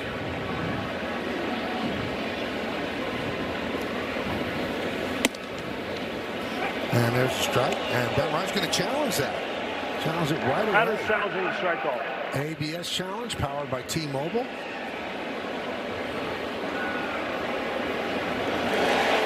Ball's overturned. New York has 2 challenges remaining. Wow, is there a space in there? Oh my goodness. Wow. A 1/10 of an inch. Can't even fit a credit card in there.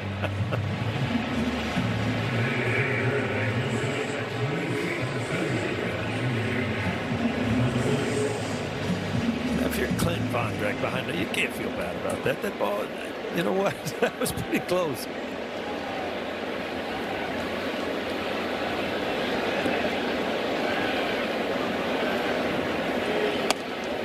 You know, that used to be one of the biggest friction points in the game, right? A catcher and a hitter barking at each other, umpires and catchers and pitchers. Now it's kumbaya back there. They're all patting each other on the back. The challenge system has changed everything.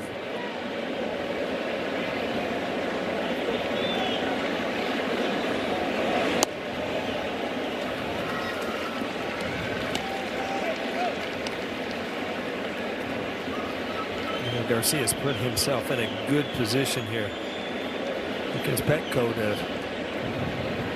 to really try to do some damage here.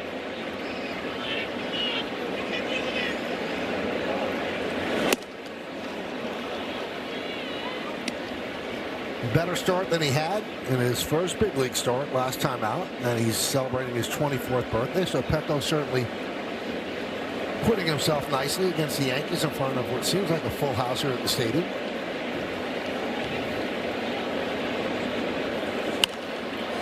Foul back. 2-2. It's his pitch there. The 2-1 pair, the 2-0 pitch a little outside the strike zone. That pitch right there, something he hasn't been able to handle all night. That high fastball out over the plate. Wow. Everywhere I go, bling, bling. That's an impressive necklace right there. There's something going on there. I can't even figure it all out.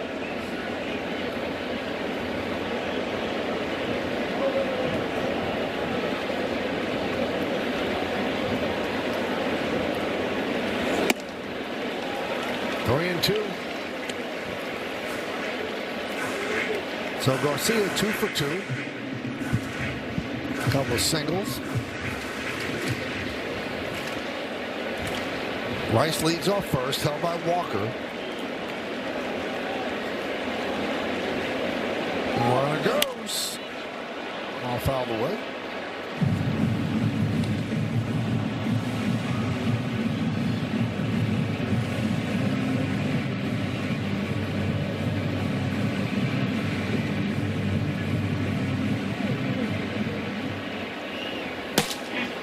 Now Fernando Cruz heating up.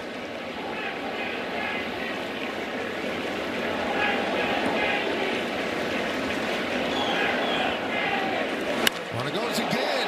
Drill to right field. High enough. Yes, see ya. A bullet into the short porch. A 2-run home run from Garcia. And the Yankees lead 5-3.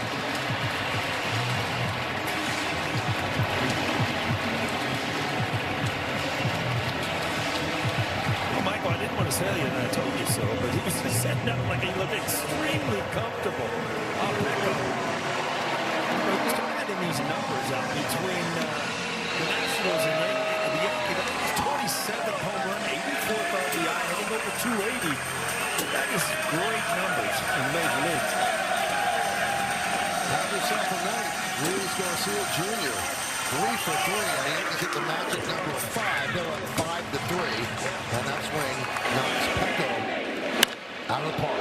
Again, a pitch high in the strike zone that he is able to handle because he stays on top of it and he doesn't get underneath. Just drives it out in the bleachers. You can watch that one all night.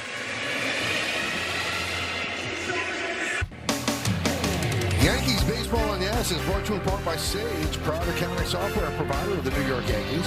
By your local Tri-State Genesis retailers, learn more at Genesis.com. And by the New York Lottery. Play today and start imagining your win. Bennett Sousa will take over, one of 3 lefties in the bullpen, and he deals to Cody Bellinger. High fly ball, right field. Wade is there. Round number 2. Look at Garcia Jr. This swing has been all night. The high fastball that he is able to stay on top of, not get underneath, pop fly. That's why you hit a high average with the ability to hit the ball out of the ballpark is staying through the strike zone, keeping your hands above the baseball. And hit a rocket, too, a line drive home run. Let her high all night, 3 straight times. You know, it's funny because usually pitchers, you know, if that's your scouting report and you handle it a couple of times, you're going to something else. They've stayed with that same thing all night. Yeah, try the dirt ball, right? Rolling in there. Now, it shows you the home run put his slug at 552, 3rd in Major League Baseball. Number 1 is Alvarez at 614. The other one, Pete Crow Armstrong, is second at 5:54. That was chopped over the mound. Pena charges Fields, and he gets Lombard for the final out. But the Yankees break the tie. It's been a great night for Luis Garcia Jr., and it just got better. A bullet into the short porch, and when it lands, the Yankees lead 5-3. Bob Lorenz with your Audi update. Rays and Tigers tonight in Detroit. 1-0 Tampa Bay until the bottom of the fifth. Max Clark with a man aboard, up and out to right. A 2-run shot, his second of the year, first at Comerica. Tigers now lead that game 4-1, top of the eighth, trying to end a 6-game losing skid and knock the Rays down a peg, guys. Well, thank you, Bob. Around the league, hey, Cal Raleigh's having a tough season, but he had a 3-home-run game last night. Corey Seager has been hot, and Tyler Glasnow, first start since May 6. Back spasms. It's amazing. It's what the Dodgers do. They just hold their pitchers back and get them ready for the postseason. They did it with Snell, Glasnow. They've shut down Ohtani. He should be pitching again soon. Fernando Cruz, the new Yankee pitcher. And Wade with a fly ball, a shallow right.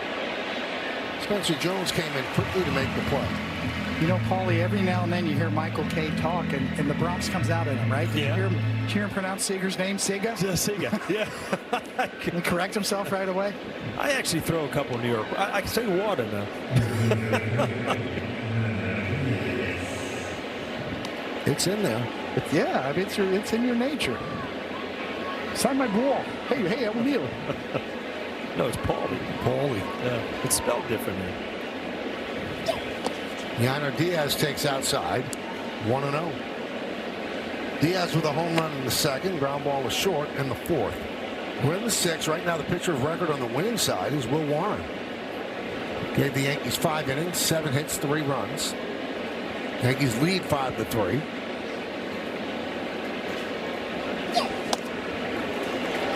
Check out the Yankee bullpen budget brought to you by Citizens. Make sense of your money with Citizens. Yesterday was an off day, so it's a reset day for all. Probably don't want to go to Blackburn, who threw 25 pitches on Sunday, and they'd like to stay away from Yarborough.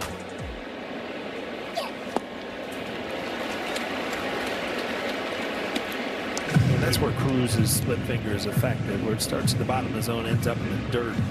We've seen him give up some home runs recently, and it's that split finger that, kind of hangs up in the strike zone.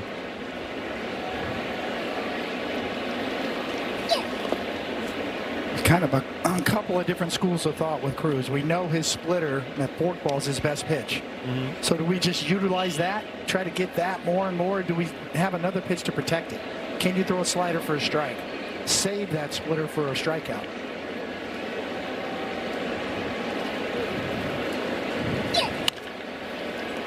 Can you throw your fastball for strikes enough in good spots? Yeah, that's the thing. If you're only going to throw a fastball, once in a count, you got to be on the dot at first strike. If you just waste that, then you're putting yourself in a position where the hitter has such a big advantage.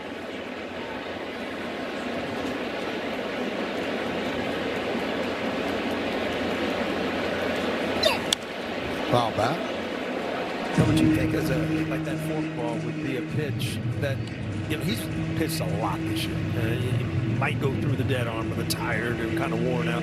Is that a pitch you miss with up when you're tired? Absolutely. Arm strength matters. The grip matters. A lot of different variables.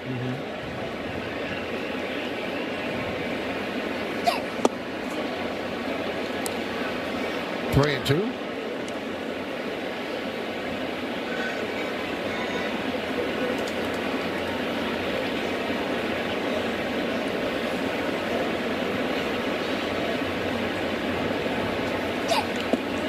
And he ends up walking Diaz.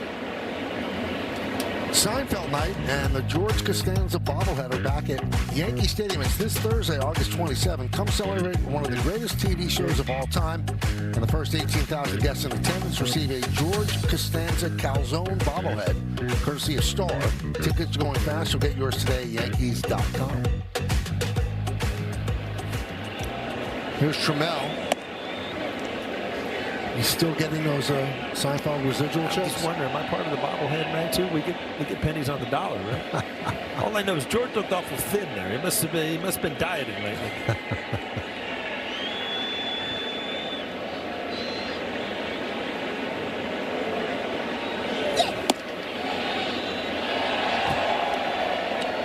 Slim and trim, eh? Looking good, yeah. With a calzone in his hand.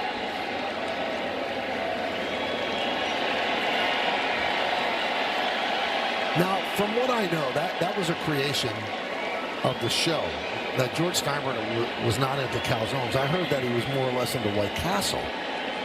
He's from the Midwest. Right. And like he would sometimes order. I never heard stories that he ordered calzones.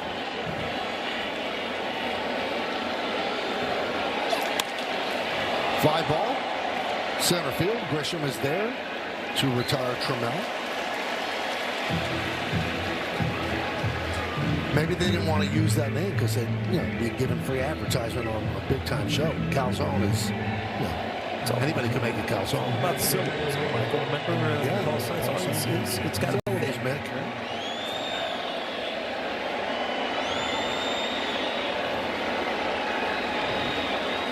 So here's Jeremy Pena, 0 for 3.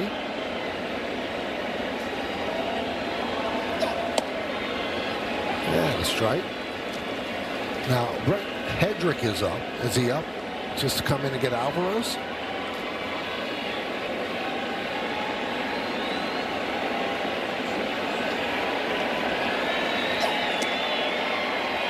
I would say Hedrick has been so good and so valuable that you do not get him up unless he's coming in the game. Because why would you waste bullets down there in a warm-up? And to me, that's an underrated facet managing a bullpen. How many times you got to get him up before you get him in?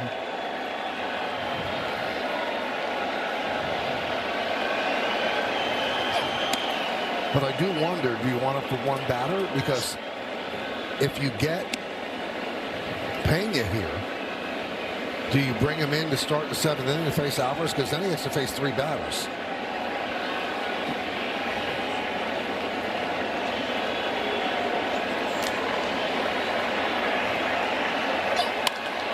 High fly ball, deep left field. Bellinger back. He's on the track. He's at the wall. Gone. A tying home run, a 2-run shot. And it is 5-5 after Pena hits one in the seats. Well, we talked about Pena, and he missed a month of the season early in the year. So it's his 15th home run. He is a quality hitter. If you make a mistake, he's going to make it. He's going to hurt you. And that ball up in the strike zone again. The pitch that we were talking about, and that's the pitch that he's been giving up lately.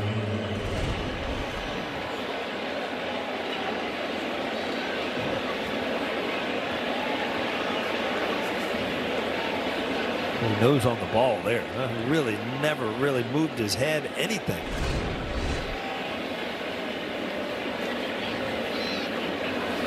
So they do not bring in Hendrick to face Alvarez, and the first pitch is a strike.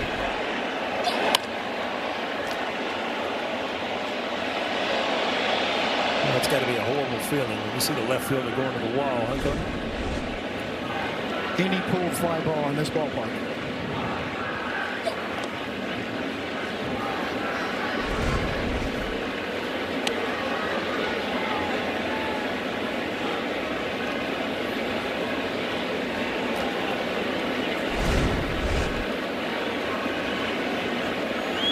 Now Hedrick sits down.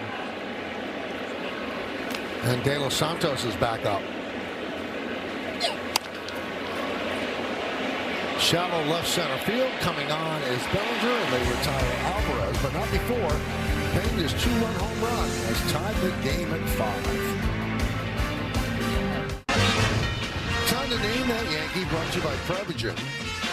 262, 282 home runs, an OPS of 789 with the Yankees 14, 15, 16. Started with the Braves, ended with the Braves.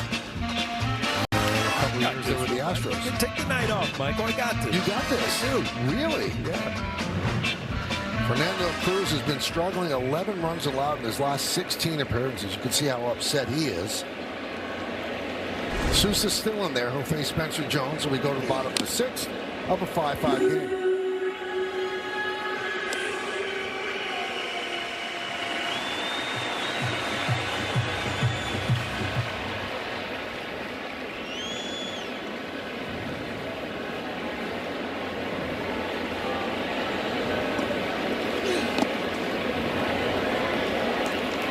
1-1. Are you as confident that you have it as Paul is? No, I'm not. I was just finally keyed in on it. I like how they keep the screen up there for us now, so we can take a little longer gander at it.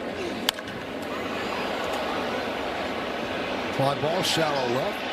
Trammell retires Jones.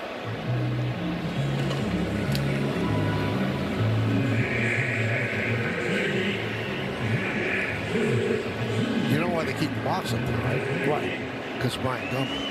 Well, Brian Gumbel wants it that. Brian Gumbel mentioned that it's not on there long enough, and Troy idolizes Brian Gumbel, and so that's the Gumbel box. And what would he know about TV, right? I think he does know a little about TV. Pretty good golfer too. Yeah, good guy. Center field off the bat of Jazz. Coming on is Varsho. Slides to make the play.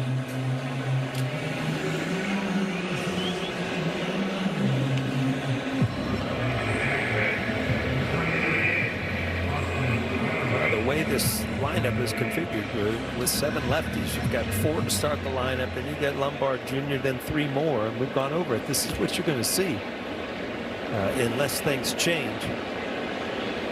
You're going to see lefties out in the bullpen facing the majority of these left-handed hitters. Well, that is an easy inning for Sousa. As well, pops up to Altuve. Yankees go down 1-2-3, and we'll go to the 7th of a 5-5 game. I'm going to answer name that Yankee, Paul. We throw it to you. Brian McCann. For some reason, I just saw that from.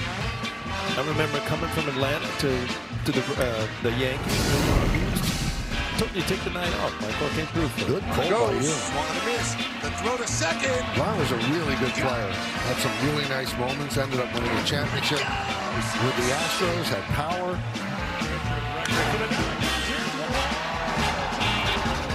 And a well-liked guy. He was very well-liked in that room.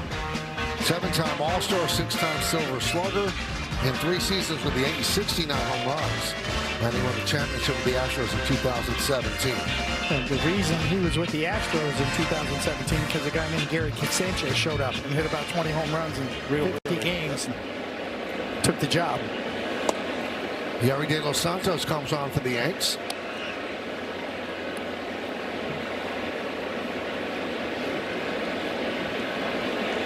Start off with Isaac Paredes. And a strike. Paredes, Altuve, and Varsho. Batters challenging the strike call. All right, so Paredes is challenging that strike call. Powered by T-Mobile. Call confirmed. Houston is out challenging. And the Astros are out of challenges.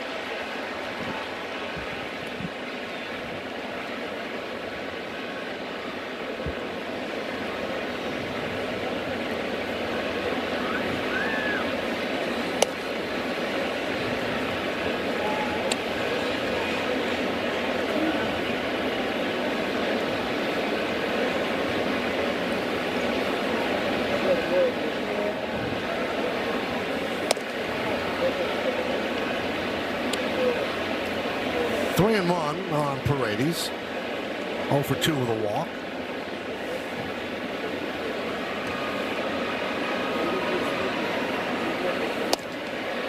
And Paredes with a leadoff walk.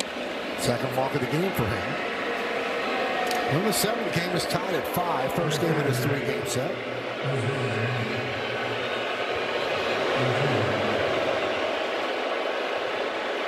And you hear the soundtrack of Altuve's life here in the Bronx. It's pretty constant, isn't it? Every time he shows up. 2 for 3 tonight. Grounded foul.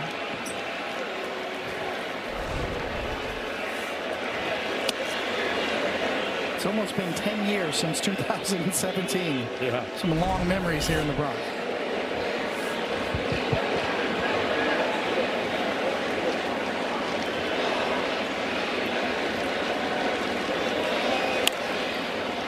Now back here and out of play.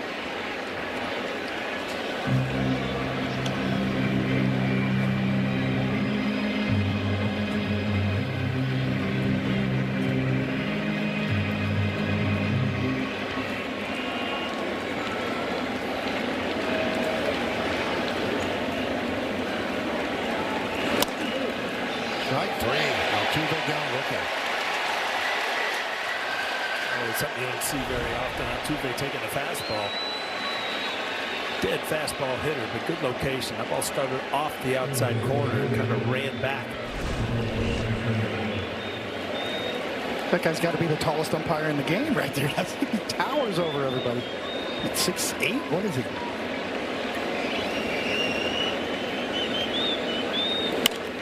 Varsho fouls it all. Varsho's 2 for 3 with a couple of RBI singles.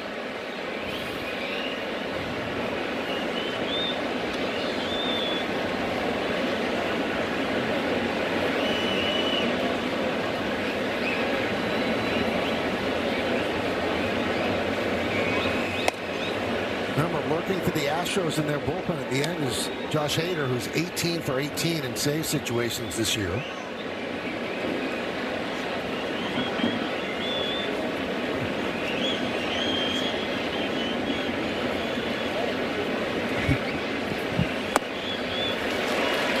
Good changeup, 1-2. It's a very hard pitch to control because you see that last one. It's an unbelievable effective pitch, but you see it misplaced so many times and it ends up in the seats. Yeah, the release point has to be just perfect.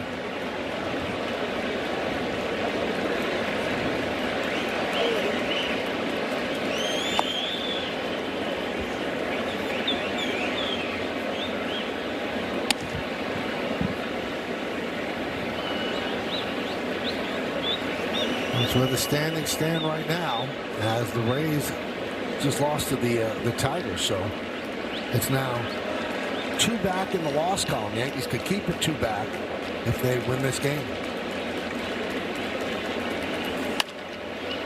And the other game of interest that was right down the line, just foul. Boston and Miami 2-2 bottom of the or top of the 9th inning in Miami.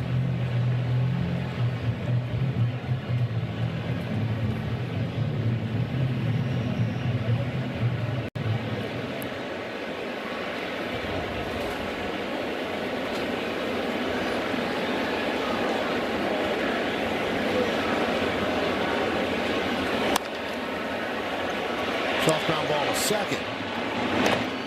And they take the out at first. Kind of reached for Paredes. He could have flipped to second base and gotten the runner there. Yeah, it looked like you could have easily got the out at second, but he made his mind up when he was not able to tag him, so he'd just take it easy. But right, yeah, you could easily just flip that second base and get the lead runner.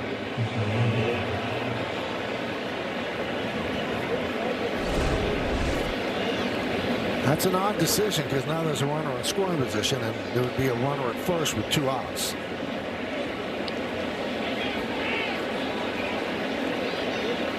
So Paredes the go-ahead run at second base. Here's Christian Walker, 0 for 3 tonight. Foul back.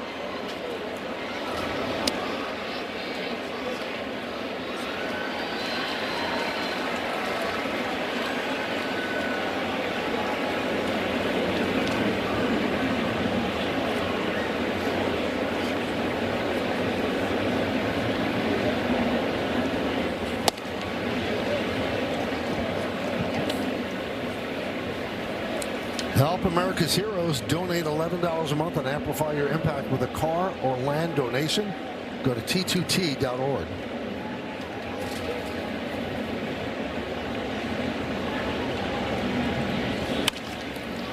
Driven into center field and deep.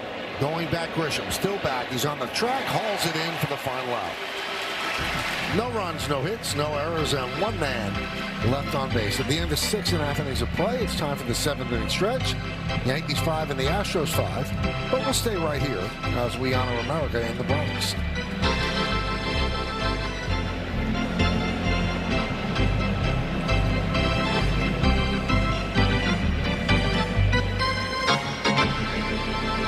Ladies and gentlemen, will you rise?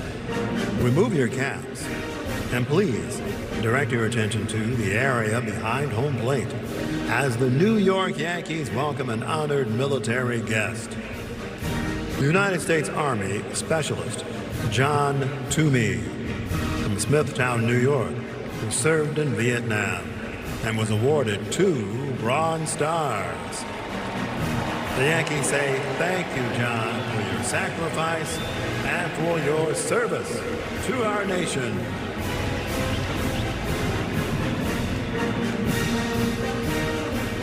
And now, ladies and gentlemen, please join us in singing along with Robert Merrill's rendition of God Bless America.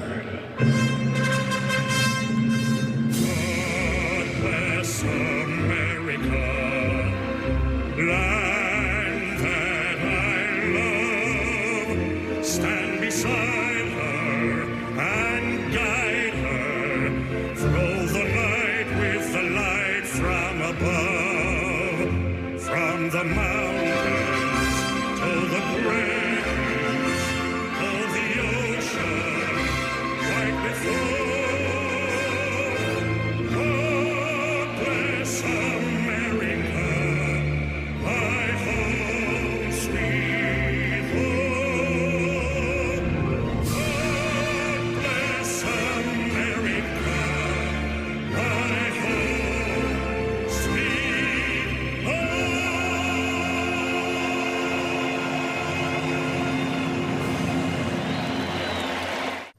Time for your Ford Studio update. Bob and Jack with you, and the Yankees need to find a way to get a lead and then hang on to it. Yeah, Bellinger's 3-run homer gave them a 3-2 lead. Garcia Jr.'s 2-run homer gave them a 5-3 lead, but the Yankees have allowed the Astros to even this game up. Even though Cruz gave up a game-tying home run, Bob, Yankees like where the game is right now. They have a lot of confidence in their bullpen. I look forward to seeing you coming up on the postgame. Meredith Morakovitz with interviews. She'll talk to Aaron Boone and more.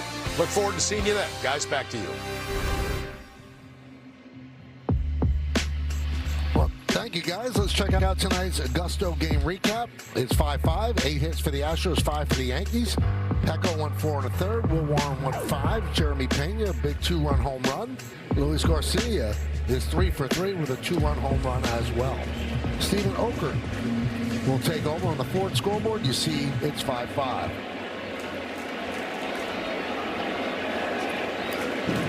Good season for Okert. And he'll face Caballero, Grisham, and Rice. So righty, and then 4 lefties in a row after that.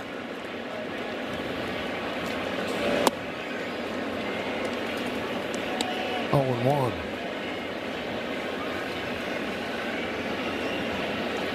Okert, 35 years old, 9th big league season. Doesn't throw hard, but he somehow misses bats. And he said, I'm out there tricking them.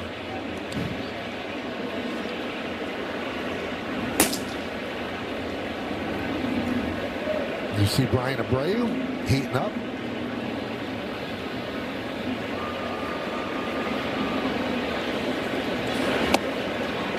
And he goes down on strikes. Caballero is 0 for 3. 1 for his last 25. That ball's going down to the back foot. That ball going down and away. Just a long, awkward windup from Okert.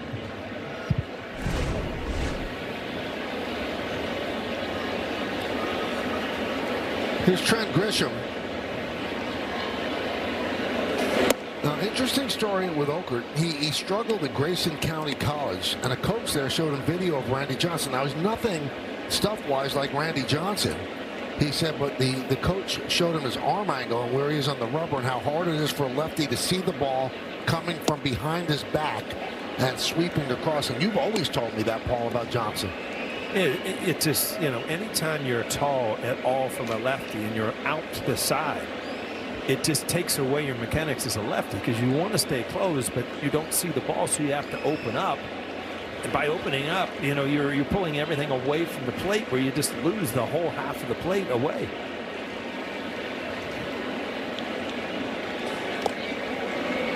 One and two.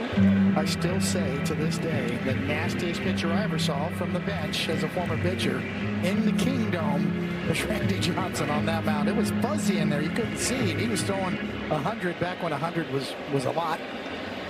And that razor blade slider. They would, do you remember, Coney, after pregame, they would light off fireworks. So you're up in the first inning and it's still all smoky there with Randy Johnson pitch. It's like, really? I don't even know why he took a bat up there. Randy Johnson in the Kingdome in his prime.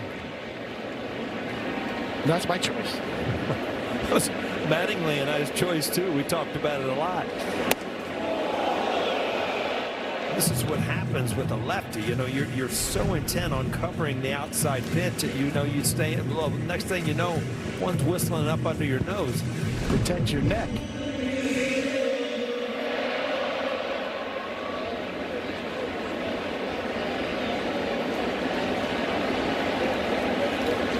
The 2-2. Did he go? No, he did not. Once again, seems like it's always he's 3-2.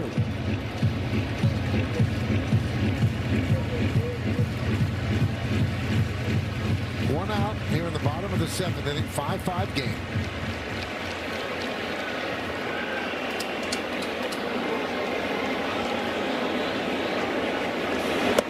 And he wants to walk.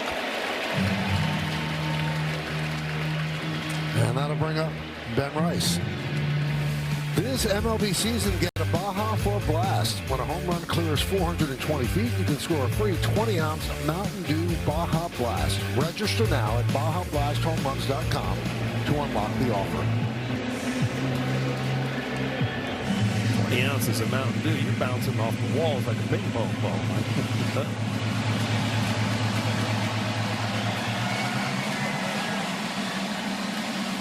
So you can see what Grisham's doing. He walked down because having a conference on the mound to give his own personal scouting report to Ben Rice.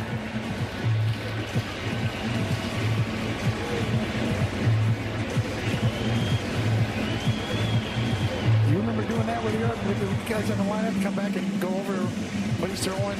I would go over with like Tino, guys that would face lefties and you could tell release point and movement of the balls, but I never understood talking to a righty, because it's totally backward.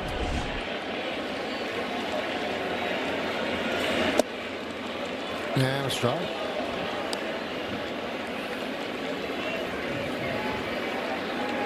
Rice 0 for 2 with a walk and a run scored. He scored on Garcia's home run. That gave the Yankees a 5-3 lead. It's 5-5 now, bottom of the 7th. That's a base hit to right center field. Grisham round second. He's going to third. The throw from Varsho is cut off. And the Yankees playing the corners, first and third with one man out. And that'll bring up Garcia. We'll take a look at pitching decisions presented by Sage. Well, they're deciding to have him hit again. And let's see if they stay out of the upper part of the strike zone, because he has proven all night that he can stay on top and crush that high pitch in the strike zone.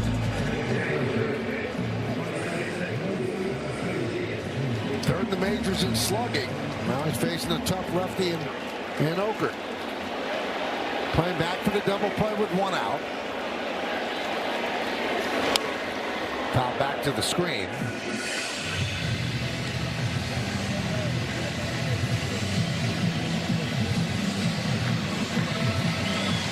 Kind of surprised they're not kind of halfway or something, kind of conceded, unless it's a tailor-made double play. They're kind of just giving a run away here in the bottom of the 7th.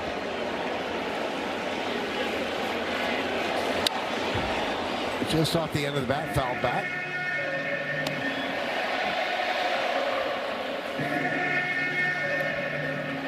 And those are the arms in the outfield. There's 2 greens and 1 caution. Yeah, that green symbol there, that's just straight trolling guys right there, isn't it? Yeah. Line down the right field line. It's a base hit. It's going to go to the wall. Scoring easily is Grisham. Rice will stop at third. What a night for Garcia. An RBI double to give the Yankees a 6-5 lead. He is 4 for 4. Well, what a night you're talking about, Michael. This was a mistake right here. This was supposed to be a breaking ball, ended up probably down and away. And again, he hung it up in the strike zone. And Garcia Jr. has not missed a pitch up in the strike zone tonight. Most of the times as a hitter, if you keep it out of your mind, the situation, everything, sooner or later, the pitcher will make a mistake. That's a glaring mistake right there. Just up in the strike zone, hung a breaking ball, and he didn't miss it. Now they bring the infield in, second and third, one out. Here's Bellinger.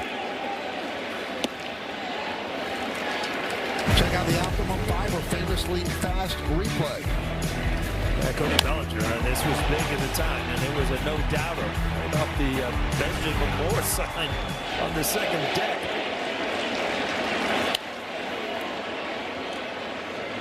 Another good swing. You can tell when lefties are seeing lefties well, because, I mean, that's a breaking ball. It actually got away, but it was almost like he had time to wait on it, and that's just being able to see the baseball.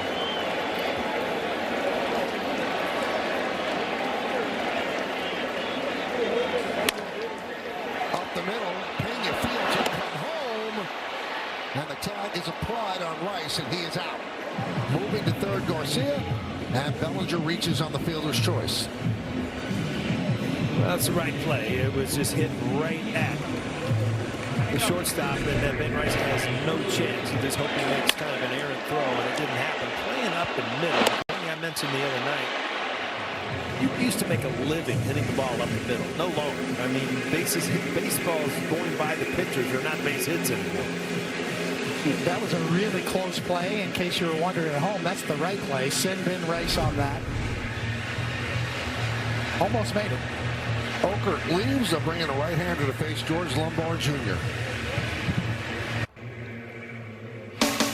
Yankees Baseball on Yes is brought to you in part by Optimum Fiber, famously fast fiber internet. And by the Hyundai Getaway Sales Event. Deal so right they almost feel wrong. Only at your local Hyundai dealer. So they bring in the right-hander Brian Abreu. Never been that good against the Yankees. Overall 4.07 this season in 51 games. So first and third for the Yankees with 2 outs. And here's George Lombard Jr., 1 for 3.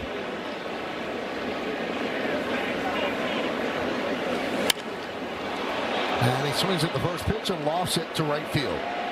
Wade coming in. Wade puts it away. And that'll do it. But the Yankees take the lead on another base hit by Luis Garcia Jr. We go to the 8th. Well, fans, the next game on Yes is Thursday as the Yankees and the Astros will wrap up this 3-game set here in the Bronx. Extended coverage starts at 5 with first pitch scheduled for 7:05 on Yes and the Gotham Sports app. Now, remember, Yes has the postgame show after tomorrow night's game on Prime. Brent Hedrick, 56 scoreless appearances this season, and that is the most in Major League Baseball. So Cam Smith is going to pinch hit for Wade against Hendrick. Hyundai scoreboard 6-5 Yankees.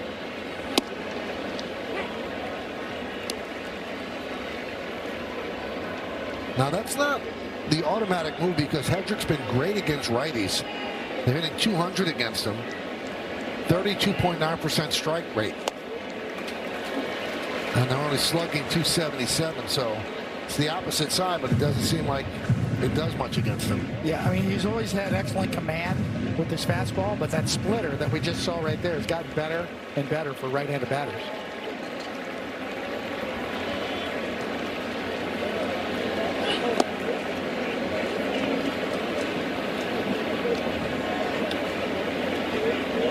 There's a common theme, Paulie, and I know I say it to Michael just about every time we see Hedrick pitch, but the secret to his success is jumping ahead of the count, attacking the strike zone all year long. Close, 2-2. Another look.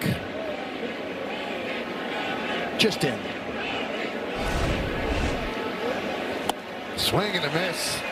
That's the pitch that David was talking about. I mean, you break down like starters and relievers. All right, starters, you know, they need those 4 days in between. And a lot of relievers can build up to that. But there's some guys that, like Hedrick and Hill, just can throw every single day. Is it mechanics, just the way they throw? Because a lot of starters, you can't get to that point. Yes, that's a great point. Mechanics are part of it. But his command is a big part of it. You never hardly ever see him labor and walk a couple of guys or get a lot of deep counts.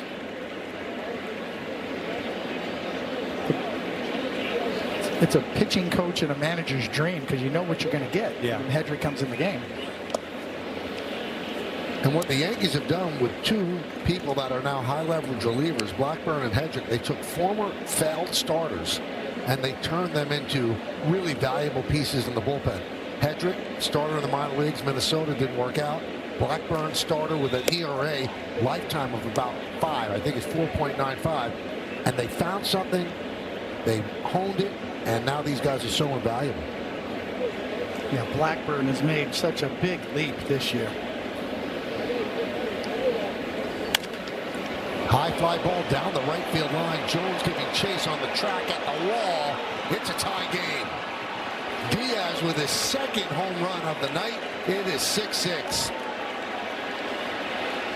Yeah, he got torched, Coney. I mean, his 10th of the year, with 2 of them coming tonight. Hedrick, once in a while, you're just going to give up a home run. It's the way it is. I mean, you cannot say enough about the job that he's done. Now back to square one. Oh, it's just up in the strike zone. And he just went with it easily, finding the seats in right field.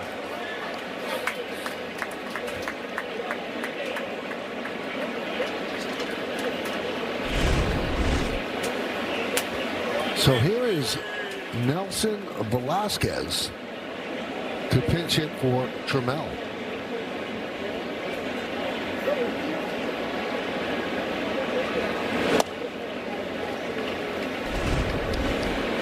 I give Diaz a lot of credit, even though the pitch is up and out over the plate. He stayed on it. He got it up in the air.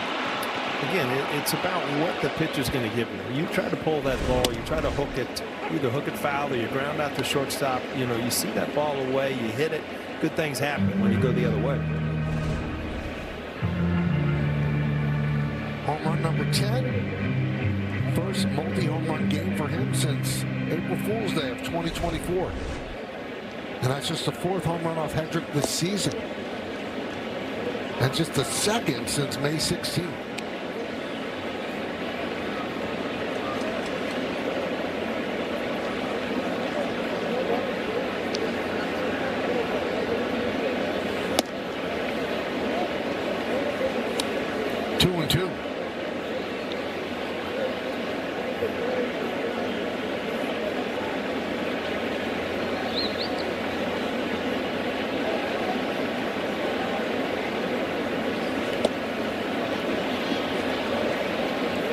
I was just thinking earlier, I mean, we were kind of confused because Hedrick was up, what, in the 5th inning or something? And then he actually sat down for 2 or 3 innings, and then here he is back in the 8th in the game.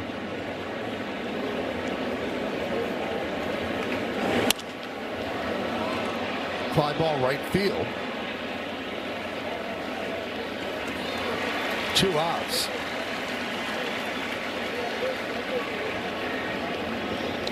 Well, the Yankees have done something they don't do very often. They've won 3 leads tonight. Well, Michael, I was going to mention, I mean, they've scored their 5 runs. We got 90% chance to win, right? That's what the stats say. They were up 3-2. Astros tied it. They were up 5-3. Astros tied it. They were up 6-5. Astros tied it. And a strike to Jeremy Pena.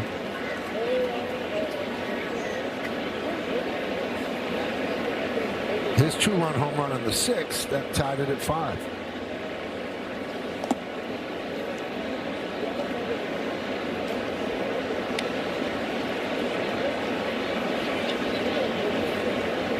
You'd like to get Pena and stay away from that man.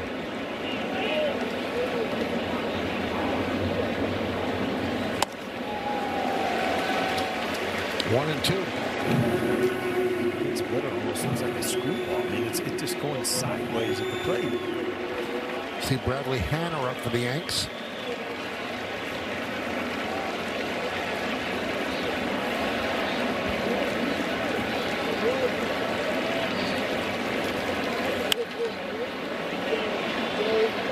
Still 1 and 2.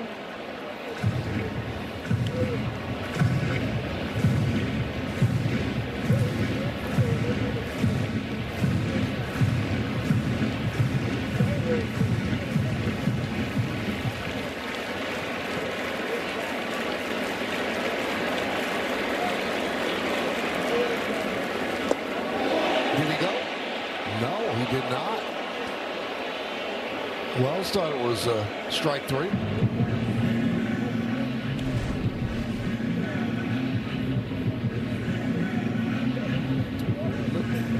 Nick naked eye, it looked a little bit more, although that's about a 50-50, right? That's a close one.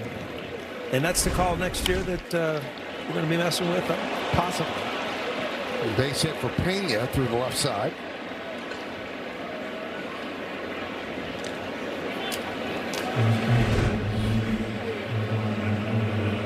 Pena's had some really good at-bats today.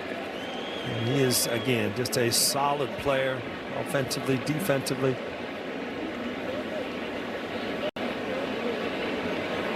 At least by Alvarez getting up this inning, you can allow Hedrick to face him. Hopefully get through this and then start an inning without worrying about him. Told you that Alvarez is on pace for a Triple Crown. These are the Triple Crown winners since 1950. Mickey did it in 56. Frank Robinson 66. Carl Yastrzemski in the magical year, the impossible dream year of 67. And Miguel Cabrera, who will have that Hall of Fame sticker next to him soon. He did it in 2012.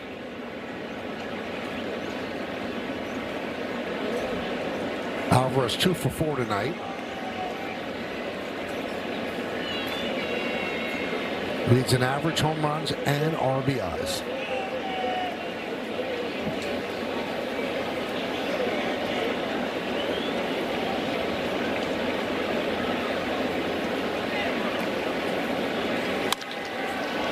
And that's a rocket base hit to right center field.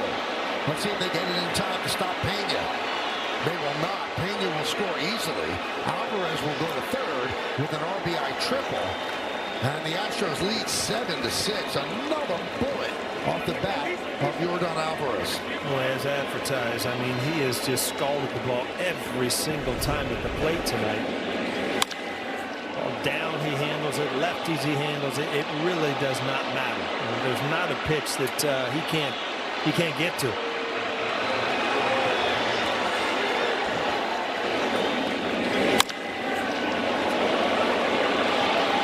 This ball got to the fence so quick and then didn't come out. So Spencer Jones no chance to get it in to stop Pena from scoring.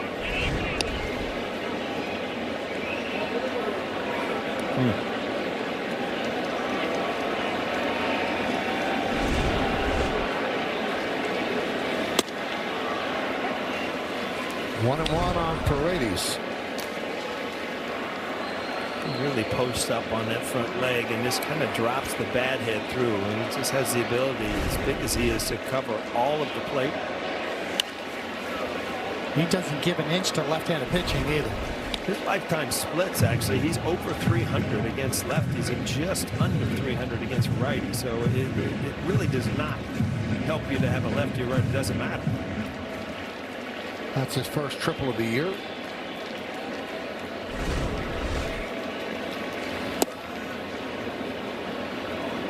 You break this in, I mean, you go back to that check swing. It could have been the end of the inning. The next thing you get a base hit and then a triple and you've scored a run. So the little plays, the little decisions come out through the game can affect the outcome. Up the middle, up base hit, that'll score Alvarez. And now the Astros lead 8-6.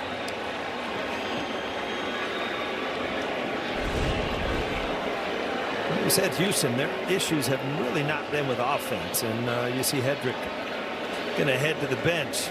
But Paredes also having a solid year, another solid base hit with men in scoring position. The Houston Astros have cashed in all night with 2 outs and runners in scoring position. Decent pitch, good hitting. A rare, tough outing for Brent Hedrick, who has been so magnificent. So Hanner comes on. He will face Altuve. Check out the Mercedes-Benz Road Ahead. 2 more games against the Astros tomorrow night on Prime. Back on Yes on Thursday. And then a 4-game series. Weekend series of the Red Sox. Apple TV on Friday. A doubleheader. First game will be on Yes on Saturday. And then Sunday back on Yes. Then they hit the road for a West Coast swing. 3 in Anaheim against the Angels. And 3 in San Diego against the Padres. Season high 3 runs allowed by Brent Hedrick. And they bring in the rookie Bradley Hanner, runner on first.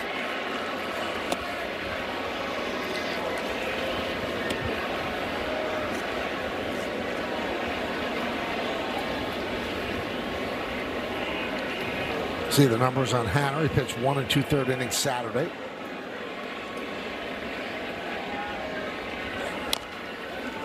One and one.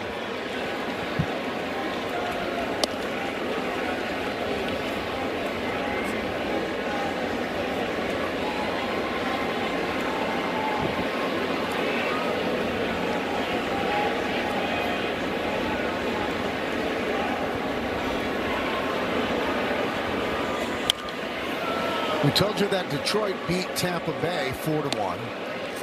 Boston and Miami 3-3, bottom of the 10th inning. Miami with runners on second and third and 2 outs.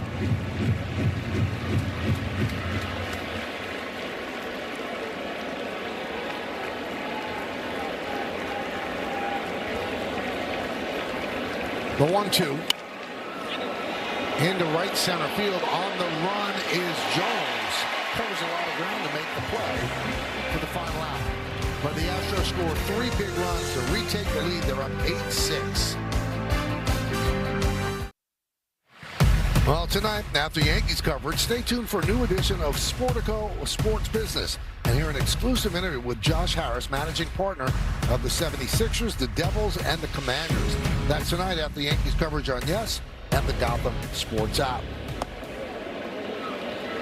Ryan Abreu got the final out of the 7th, starts the bottom of the 8th inning. Velasquez takes over in left field, Smith in right.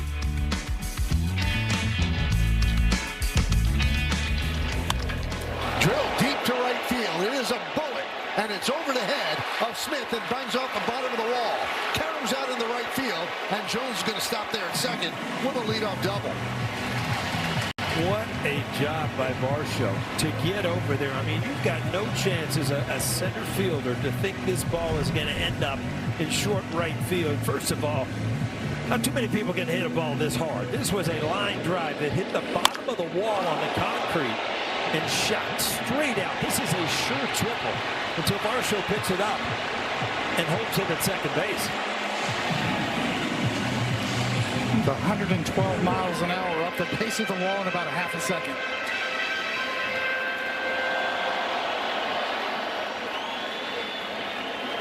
Josh Hader is up in the bullpen for the Astros. Here's Jazz. Well, these lefties are running out to the on-deck circle, trying to get up there and hit before Hader gets loose. That's not a fun at bat for a lefty.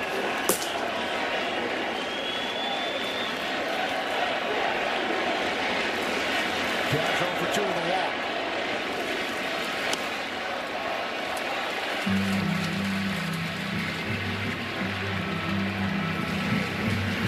Hader has never been particularly fond of more than a 3-out save. But he is warming, so they will bring him in here in the 8th inning if things kind of unravel for them.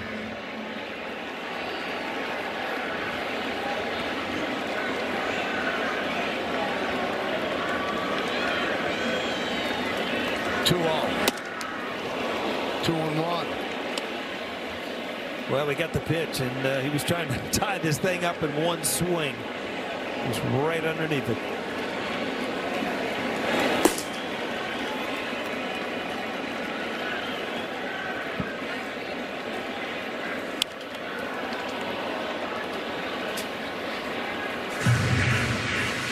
Two and two.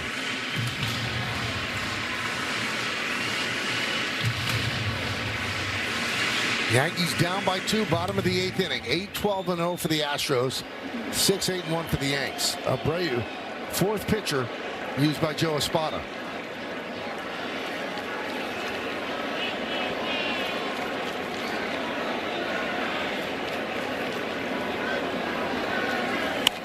Line drive, it's a base hit to right field. Jones rounds third, he will score. It's an RBI single for Jazz, and the Yankees have pulled to within 1. It's 8-7. Well, 2 quality at bats to start off the bottom of the 8th. First a rocket by Spencer Jones, and now a 2-strike hit by Jazz, an off-speed pitch.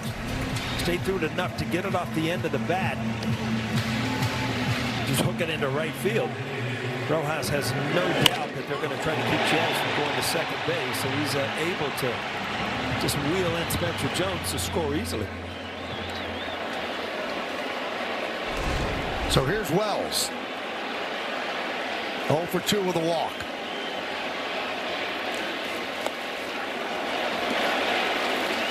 Jazz had a stolen base earlier. He has 35 on the year. Abreu not particularly quick to home plate as well, so there might be a matchup here. You know, you look at what could happen here, and Hader's up, but if they tie this game up, I don't know if you're going to bring him in at the top of the order with all the lefties. Good numbers against the Astros for Wells. 13 games, 9 extra base hits. Caballero on deck.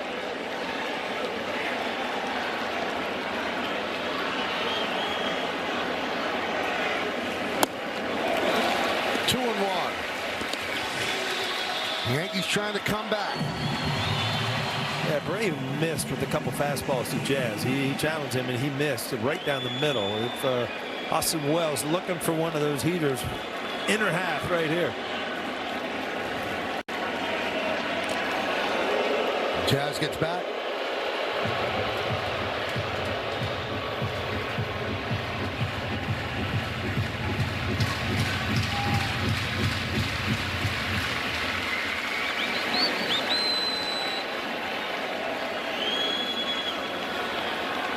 Two one. Chop. Walker. He'll go to second. One. On to first. Double play. Abreu covering, and it's a 3-6-1 double play. The second time a Walker has come off and really got rid of it quick. Gave Abreu an opportunity to get to first base and turn a huge double play for the Astros. Good break right away. Got to get there first. Slips and flips, but holds on. So here's Caballero. And a strike.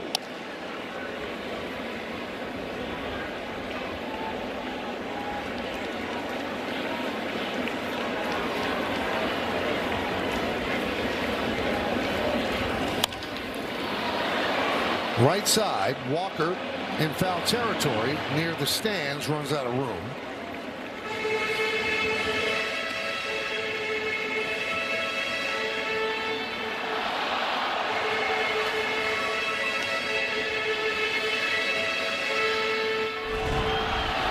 Talk about Christian Walker, and he's won 3 Gold Gloves. I mean, this is it's an exceptional year. He can play defense. Ground ball, left side, backhanded by Pena, off balance throw in the dirt, and Caballero beats it out.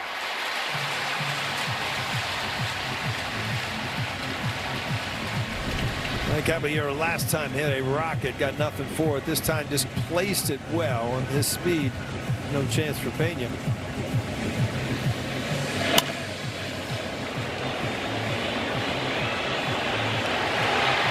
He was 1 for 25 before that single. He has 30 stolen bases, but they're not going to be running against Abreu. They're going to be dealing with the closer, Josh Hader, coming on.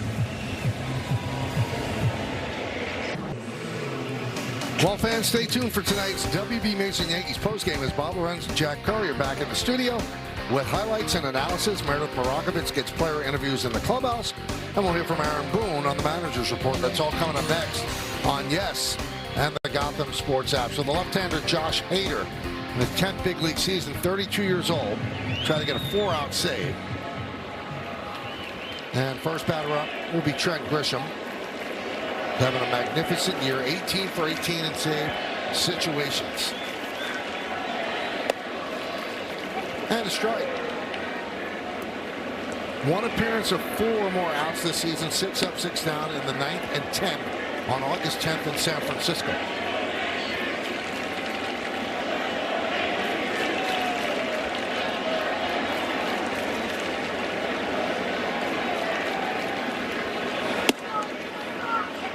Quickly 0-2. I was just thinking, Tony, first pitch, breaking ball, first strike, and then he went a new ball. I'm thinking of as a hitter, he's got to go to a heater here. He felt the seams, liked it for the breaking ball, but not for the fastball.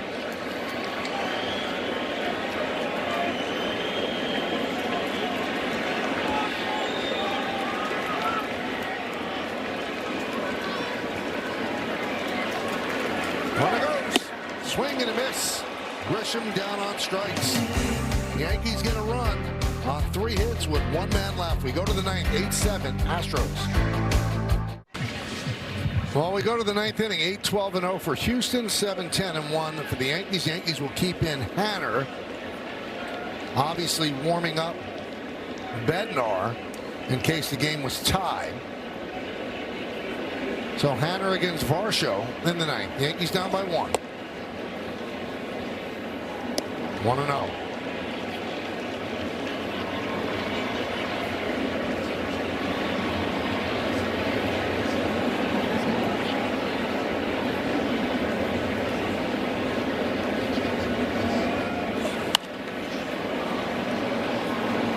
So Jaron Duran with a grand slam in the top of the 11th, and Boston leads 7-3 over Miami. We told you Detroit has beaten Tampa Bay.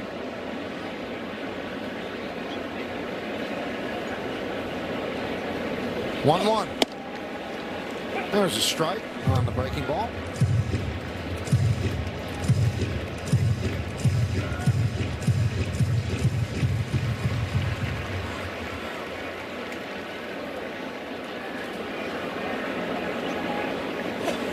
Swing and a miss, got him. Varsho down on strikes.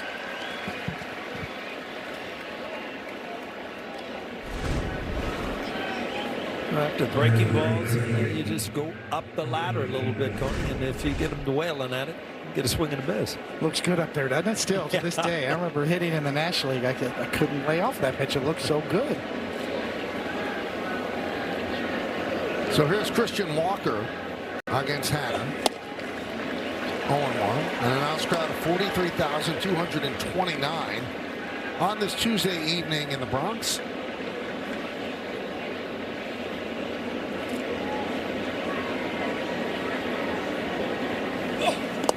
You know, now you say that, Coney, I'm just thinking, all right, so you were a hitter in the National League before the DH came in. It had to give you an appreciation of, you know, certain pitches that were hard to hit, how hard it is to hit to begin with. So at least you had a background with it, you know? Yes. A lot of these pitchers today don't even know the movement of pitches because they've never hit it. Yeah, I'm so old, I still look at Houston as a National League team. Oh, yeah. I'm looking out there at Nolan Ryan and Mike Scott, the old Astrodome, you know that? Biggio and Bagwell. Yeah. I think Biggio and faced Cheo Cruz. Remember Jose Cruz? Yeah. Well, he could hit. Yes. Billy Hatcher in that big playoff against the Mets.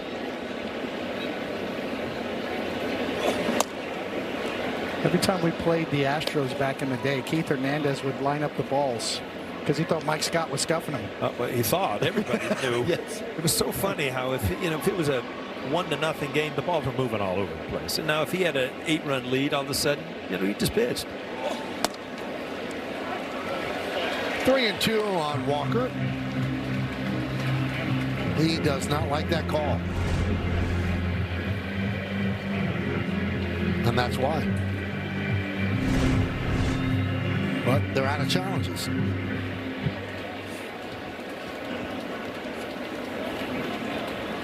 He's muttering to himself.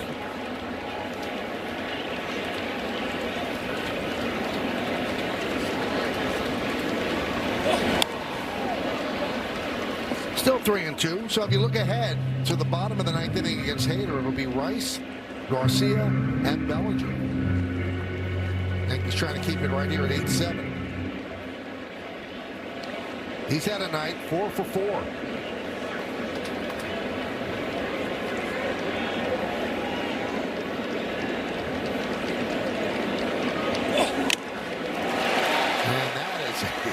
Strikeout, a tip into the glove of Wells. I think Walker thought it was 3 outs. Yeah, because he was shedding equipment. So you're so frustrated. You don't even know how many outs are out there. You thought the pitch was taken away from you. And then this ball kind of backs up right under him and ends up in Wells' glove. And you just figure out the inning's over. So you're going to take your helmet off, start arguing, and realize, all right, now I really am embarrassed. It's only 2 outs. Only 2 outs. I swung a ball 4. It was Cam Smith.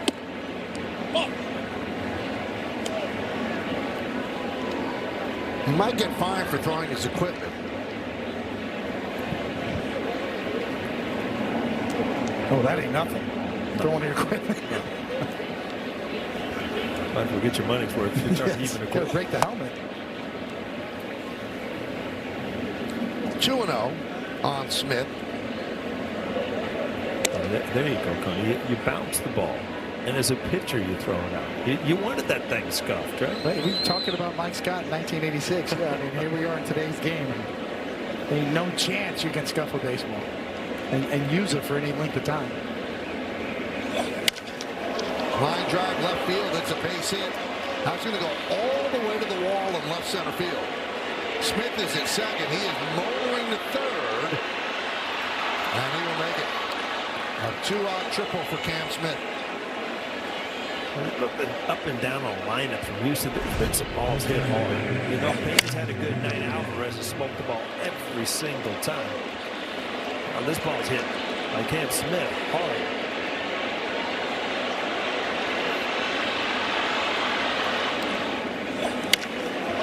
Right out of the box, he's thinking 3. And why not? 399, Death Valley.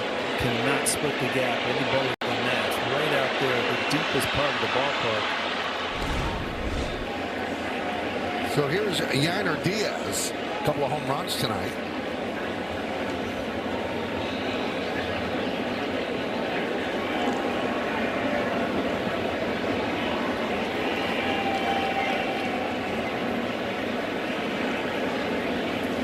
That's a big run at third.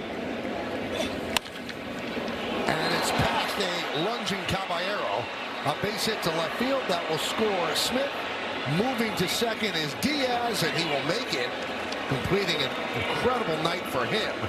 That's an RBI double. It's 9-7 Astros. I'll tell you what the Astros have done. It'd be incredible. I mean, every single time 2 outs runners in scoring position, they come through and just keep on tacking on runs. Cody Bellinger can't come up with this cleanly. Allows him to go to second base. 2 home runs, a double, a walk, 3 runs scored. Now the climb against Hader got a lot tougher. Here's Nelson Velasquez. So they're going to give a single to Diaz there, not a double, and an E7 on Bellinger.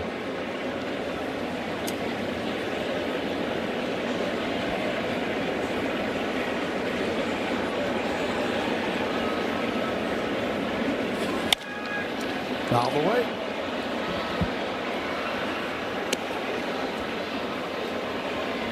The Yankee bullpen has been so good really all year long, but especially as of late, it has now allowed 6 runs since the 6th inning on.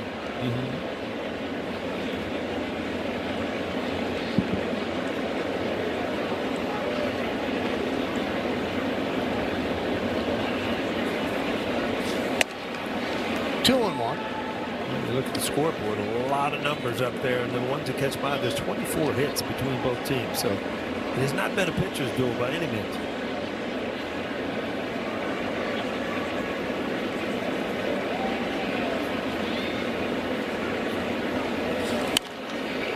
It's over in Miami. Boston beats the Marlins 7-3.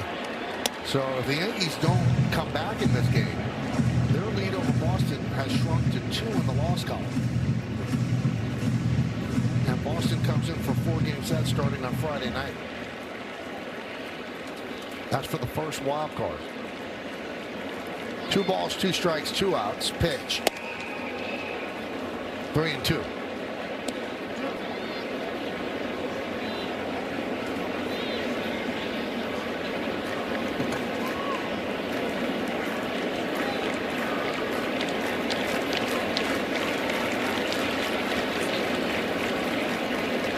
And the payoff. Swing and a miss, and that'll do it. But a big insurance run for the Astros. So Ben Rice will start it off. And if he can get on, this guy has had some night. Can he make it even better? Can he tie the score with 1 swing? Stick around and find out. Bottom of the 9th coming up. This Skype telecast presented by authority of the New York Yankees. It may not be reproduced or retransmitted in any form, and the accounts and descriptions of this game may not be disseminated without the express written consent of the New York Yankees. When we go to the bottom of the ninth inning, Rice, Garcia, and Bellinger against Josh Hader. Since 2025, he's blown one save, 46 of 47. And the Yankees will try to make it 2.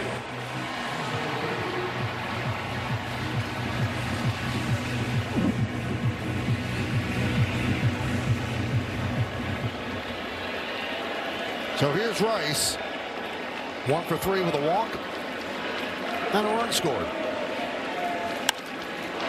Jumps on the first pitch and skies it high to left center.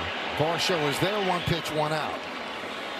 And that's going to bring up Luis Garcia Jr. We take a look at his night on StatCast 3D by Google Cloud.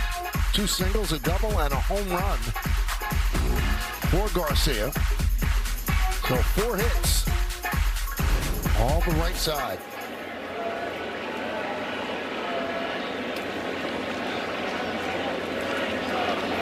Nick Allen is taking over at second base for Altuve.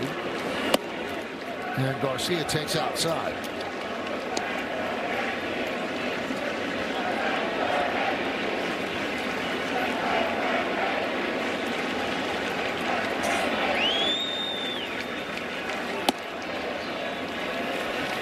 And 2-0 on Garcia.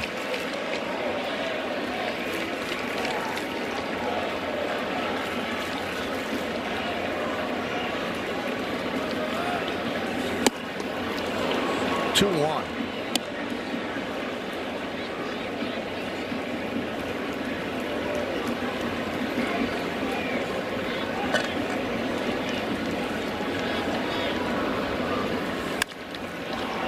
High pop-up on the left side.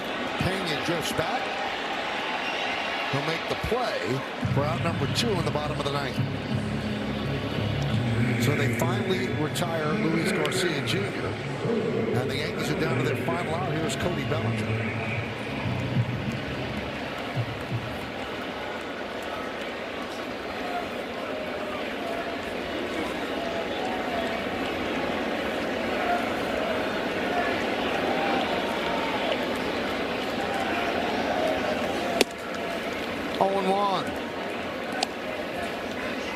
Hader's everything you would think of as a nightmare for a lefty. He hides the ball behind him. He turns. He throws hard. He's got a good breaking ball, and he throws hard. So it's just not a fun at bat from the left side. High pop up on the right side. Coming in is Smith and Varsho. Varsho makes the call on the catch, and the Astros win this one 9-7. A tough loss for the Yankees. They had several leads. The bullpen for one night did not perform as it has been performing. The Yankees had an opportunity to close it within 2 of first place, but it doesn't get done. They lose the first game of this 3-game set. Yeah, it's an odd night. I mean, you put up offensively, you put up some runs. You expect it to happen every once in a while. The bullpen is going to give up runs, but you got to come out tomorrow and hope that this offense continues. And we told you that the formula was 5 runs or more. The Yankees got it, but now they're 45-6. Yeah, and really, the law of averages will catch up to you. The Yankee bullpen has been so brilliant as of late, and tonight it just kind of fell apart on them a little bit. And 6 runs given up by the bullpen tonight. Astros 9, Yankees 7. We'll come back with awards. We have the post game after that.